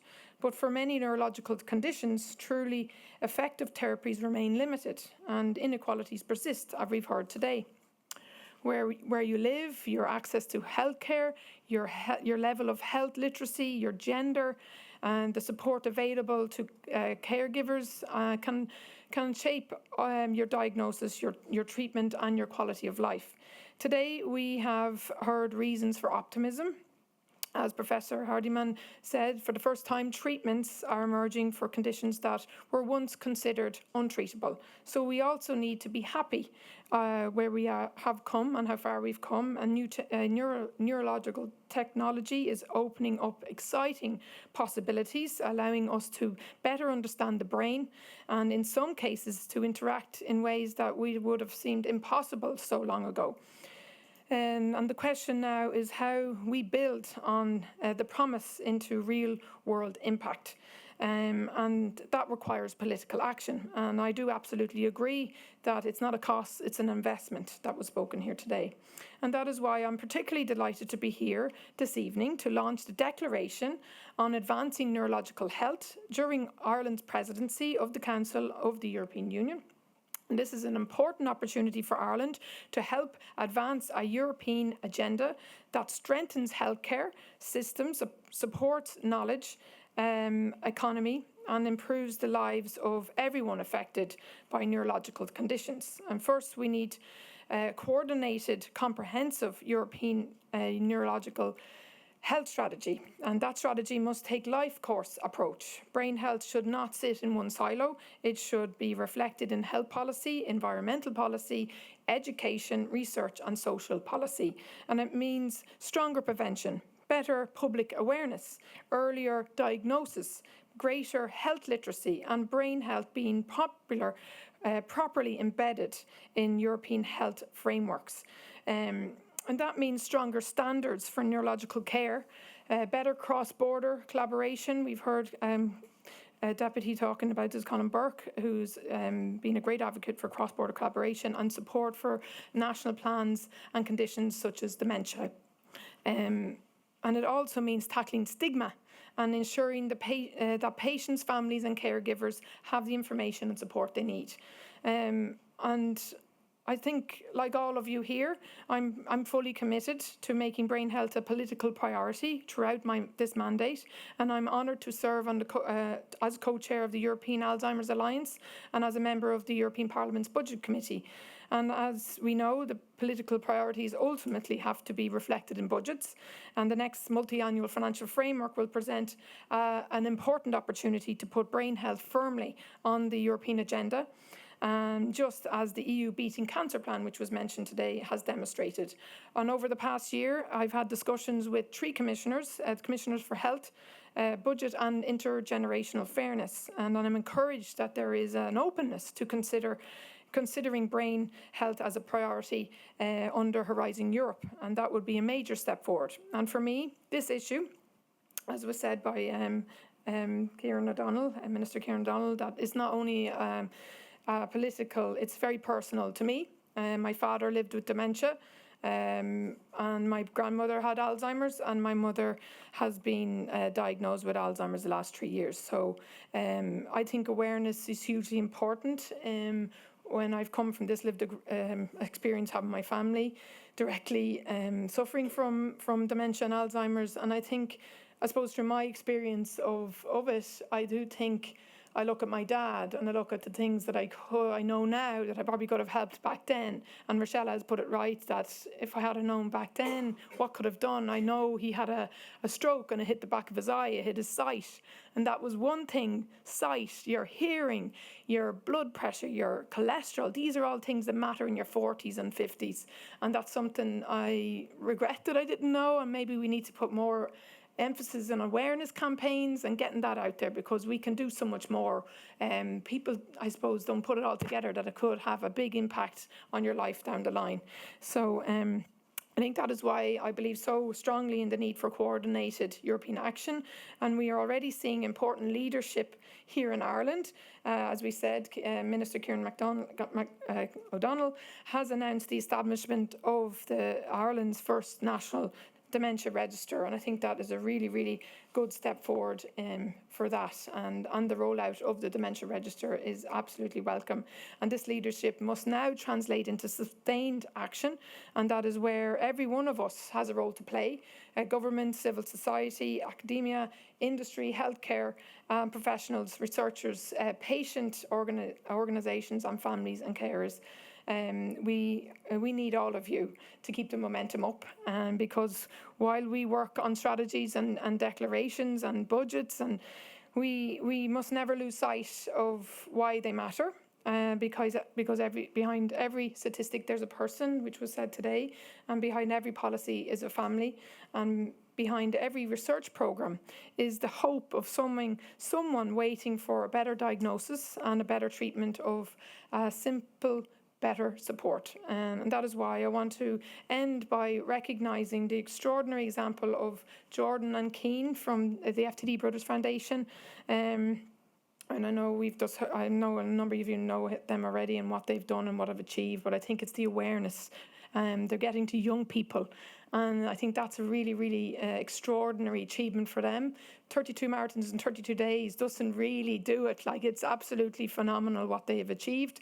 I went out with them from Dundalk to Blackrock, and I nearly collapsed. I did 11 kilometres, and I swear to God I couldn't do any more. I nearly fainted. But it just shows you everyone got behind them. My girls were out there, clapping them on. It really touched everyone, and I'm really looking forward to bringing them to the European Parliament in September. Roberta Manzolo, who's the president, is looking forward to welcoming them, and it just builds on the momentum that we want to get across. So I'm delighted that they have achieved what they have, but let's get behind them as well. And I hope their story will continue to inspire us all as we work to build a Europe where neurological health is treated as a fundamental political priority. And as we close today, I want to take the momentum with us and let us take the ideas we've heard today and turn them into action. And thank you once again for the invitation to join today, and thank you to everyone who's contributed to this important discussion and conference. And I look forward to continuing my work on this and going to every event I can to make awareness and trying to help as much as I can as an MEP. Thank you very much.